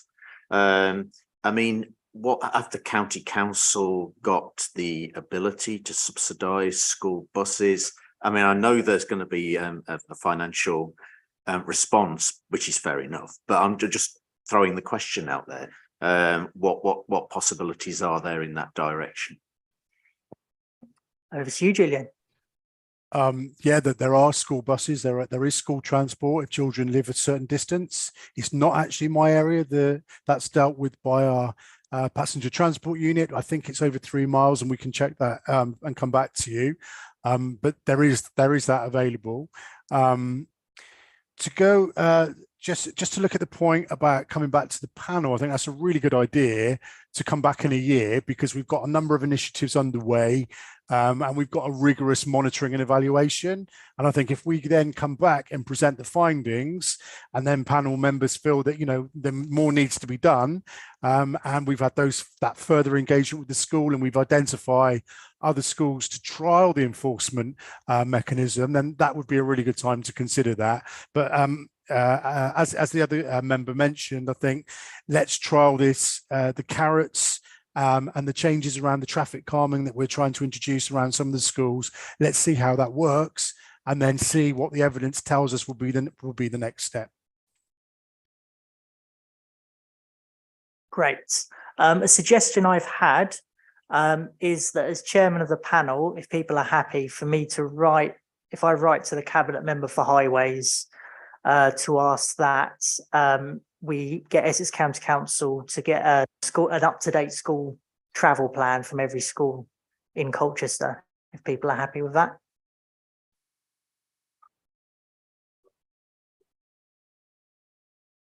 So I'll write to him on behalf of the committee to say that we'd like Essex to pursue to get an up-to-date travel plan from all the schools in Colchester, if people are happy. Cool. Okay, if you put that as an action for me, Matthew, but hopefully I'll remember and do that tomorrow. Any other questions for Julian? That looks like a no. Okay, brilliant. Well, thank you very much for your time, Julian, on that. That was really helpful. So now it's over to Emily.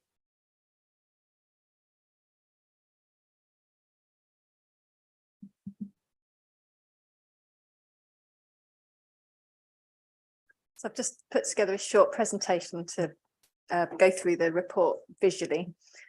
Okay.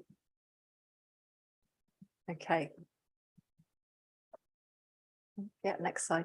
So not to dwell too long on this, but I thought just to recap on the Public Health England stats in terms of the number of deaths pollution contributes to each year in the UK and the huge cost to the NHS. Obviously, everyone knows we've got 3 air quality management areas in Colchester, with public health reporting 1 in 20 deaths in Colchester linked to poor air quality. And of course, children are amongst the most vulnerable to the health impacts of air pollution, because they've still got developing lungs and it can impact on their cognitive development. Next slide, please. So again, just a little bit of background on the Careless Pollution campaign. So we started in 2019 with a first successful bid to DEFRA, and our key objectives for that project was to raise awareness of air pollution and then encourage the community to switch off their engines when they're waiting. And we very much took an asset-based community development approach and started the project with 3 months of intensive community engagement. And we spoke to over 3,000 residents, schools and businesses to sort of find out from them what they knew about air pollution, how concerned they were, and what sort of initiatives we could take to help encourage them and support them to switch off their engines. So that's where the Careless Pollution branding and campaign came out of, co-designed with a stakeholder group, an advisory group. And the reason for the name, the Careless Pollution, is really that leaving an engine on is quite, for a lot of people, an inadvertent habit. It's something that they haven't thought about and they don't understand the health consequences and the unnecessary pollution that's caused by engine idling. So in 2021, we got another grant that helped to further embed the campaign, including work with schools. And then we've just received another DEFRA grant, and this has got some specific focused work with schools to continue the campaign. Next slide, please. So in terms of what we're actually doing with schools, so we've developed a schools toolkit, and there are activities for the different key stages in a school. So they're appropriately designed activities for the age group. And what we've tried to do is to link it in with the curriculum. So there's activities that link with English, with maths, with science, with geography.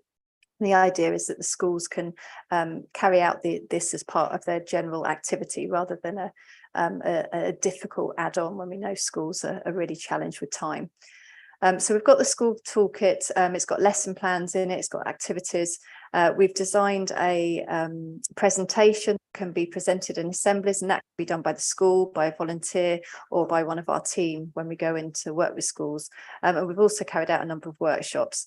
We've got a number of handheld wearable pollution monitors that we're able to lend out to schools so they can do their own studies. And we'd have had a number of promotional events. Next slide, please.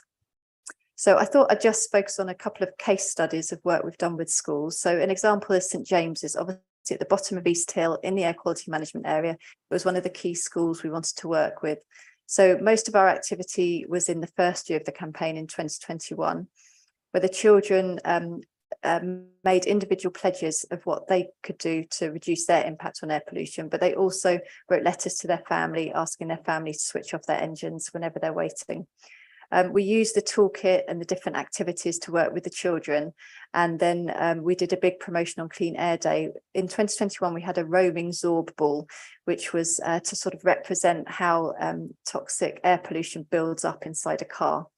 And we used this at St James's and a number of other schools and events to sort of highlight the issue of air pollution. And this in St James's, we got national coverage. We had East Anglian come and film the children, and coverage nationally and locally. Next slide, please. Oh, sorry. I should have said actually about St James's. We have recently, in fact today, met them again to sort of catch up with them on how things are going and to sort of talk to them about the next steps and how we can sort of embed it as a regular part of the curriculum rather than the one-offs that happened before. So we've left them with a load of our signs to put outside the school, and we've discussed with them how we perhaps work more through the children, doing more activities more regularly with the children. So there's that drip, drip, nudge, nudge effect that's feeding back to parents to encourage them to switch off their engines. Next slide, please. Thanks. So we worked with St Thomas More's last year in 2022.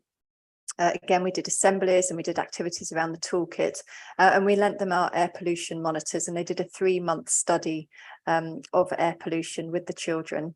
And they also participated with us in Clean Air Day. They did a sort of protest in Brook Street where they all went with the Choky the emoji masks and asked drivers to switch off their engine on the street, and was responded to very positively.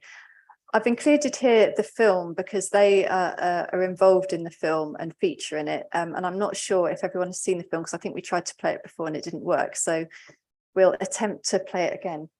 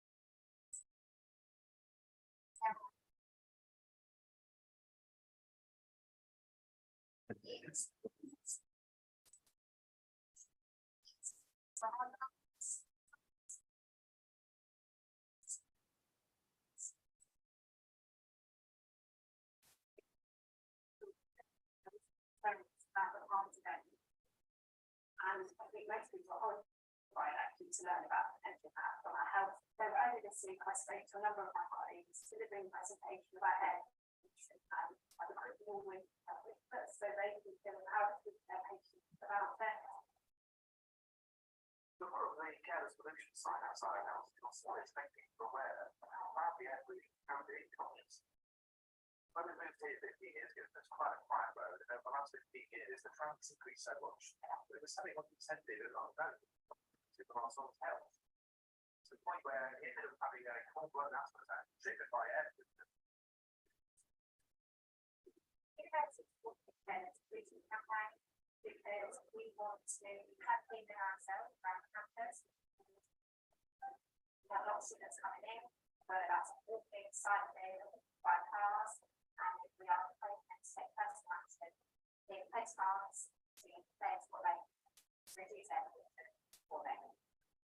Our support in this campaign is very important, not only for the environment but for everybody else. It's just so it's not.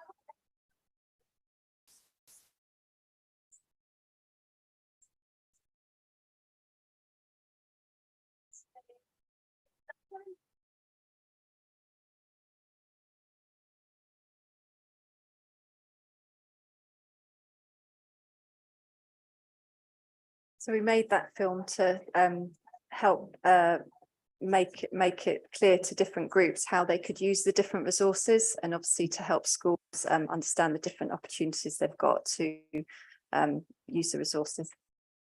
Hopefully we'll go back to the presentation now.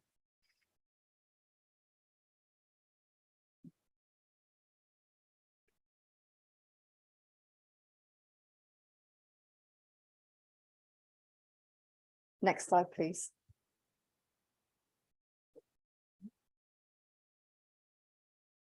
So those were two schools that are linked with the air quality management area. We've also been working with St John's on the Green and Unity School in Greenstead, Cherry Tree. So altogether, we've engaged to date with about 28 schools, and this is in different ways, depending on what the school wanted. So sometimes it's been assemblies, sometimes it's been talking to the children about the toolkits, or it's been giving them banners, signs, and materials to give to the children to take home. Next slide, please. So in terms of valuation, we haven't evaluated phase 2 yet. That's due April, May this year. But we did do an evaluation in 2021 at the end of phase 1.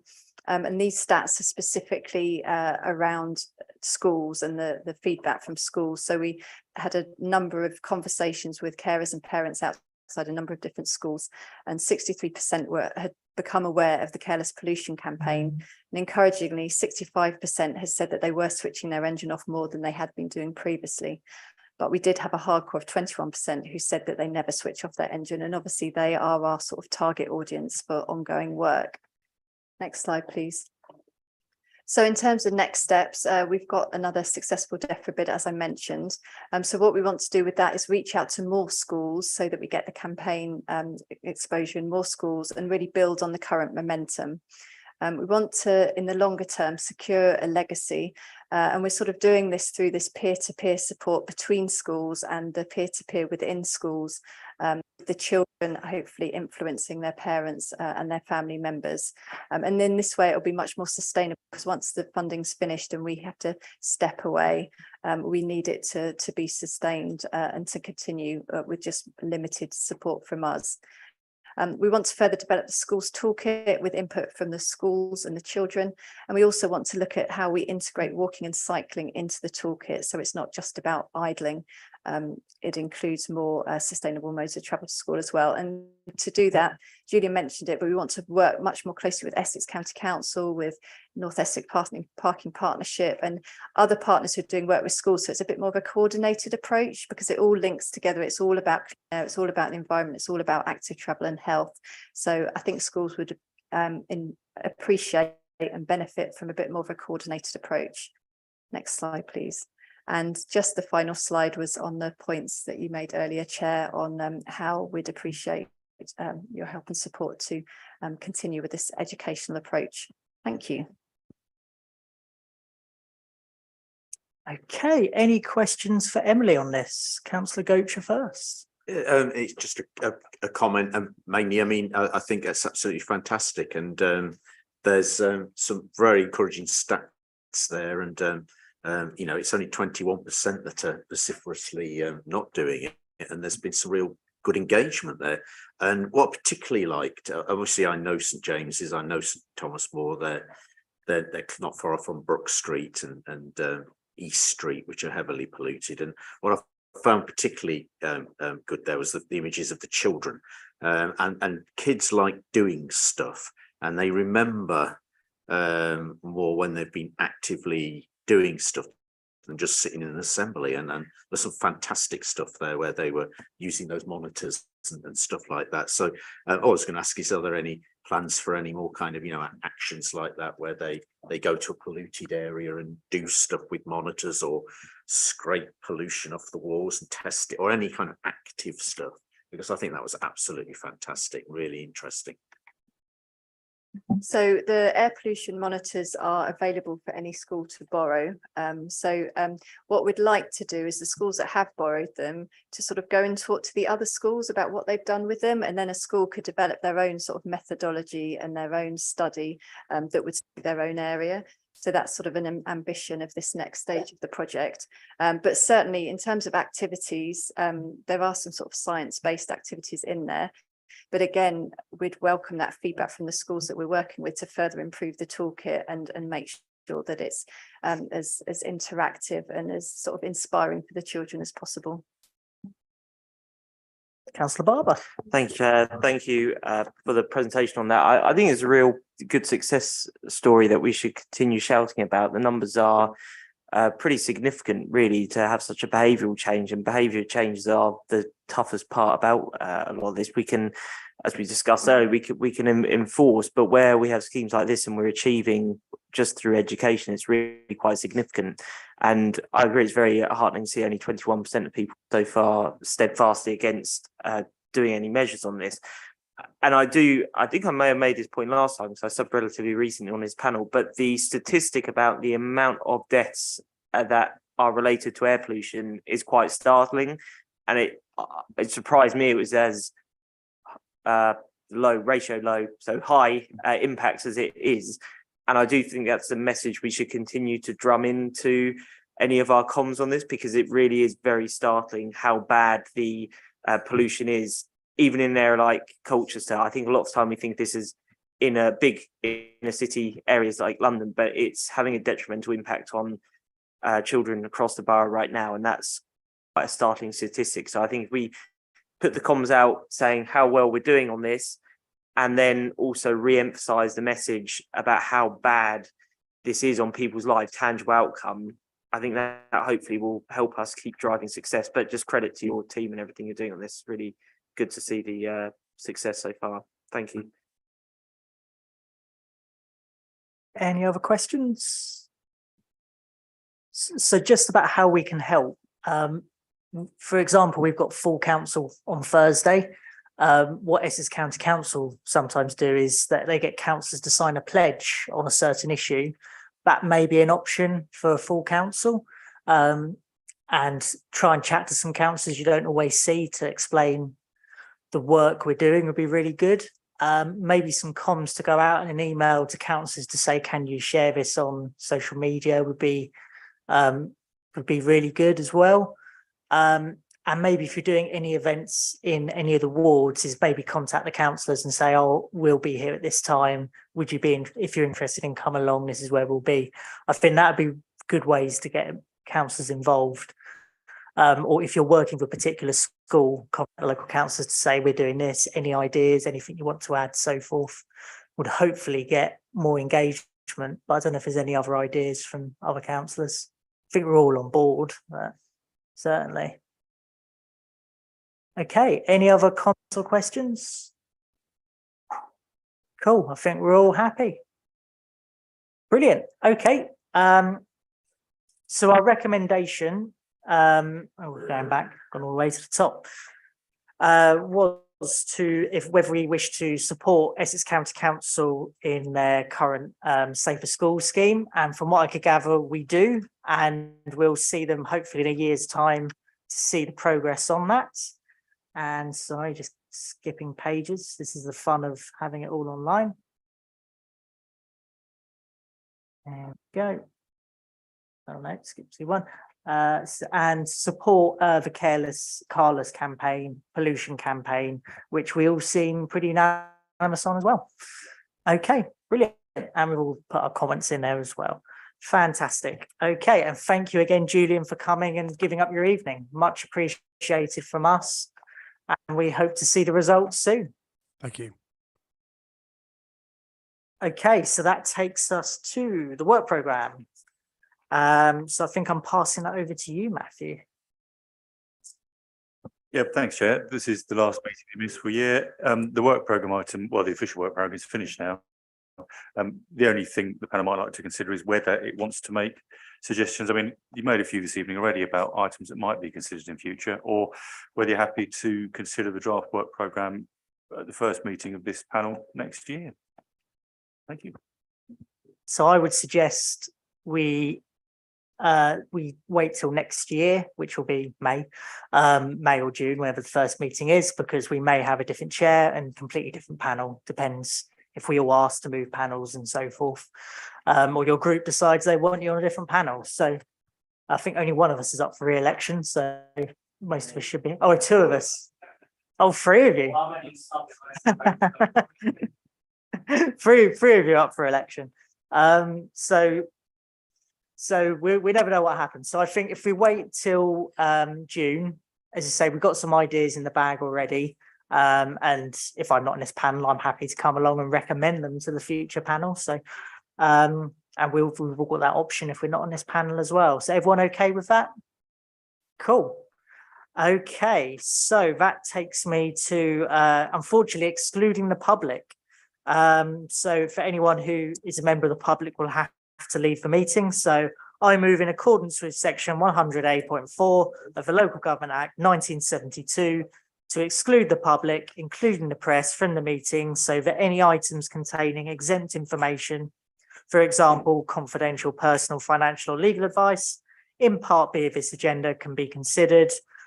Exempt information is defined in section 100.1 and schedule 12A of the Local Government Act 1972.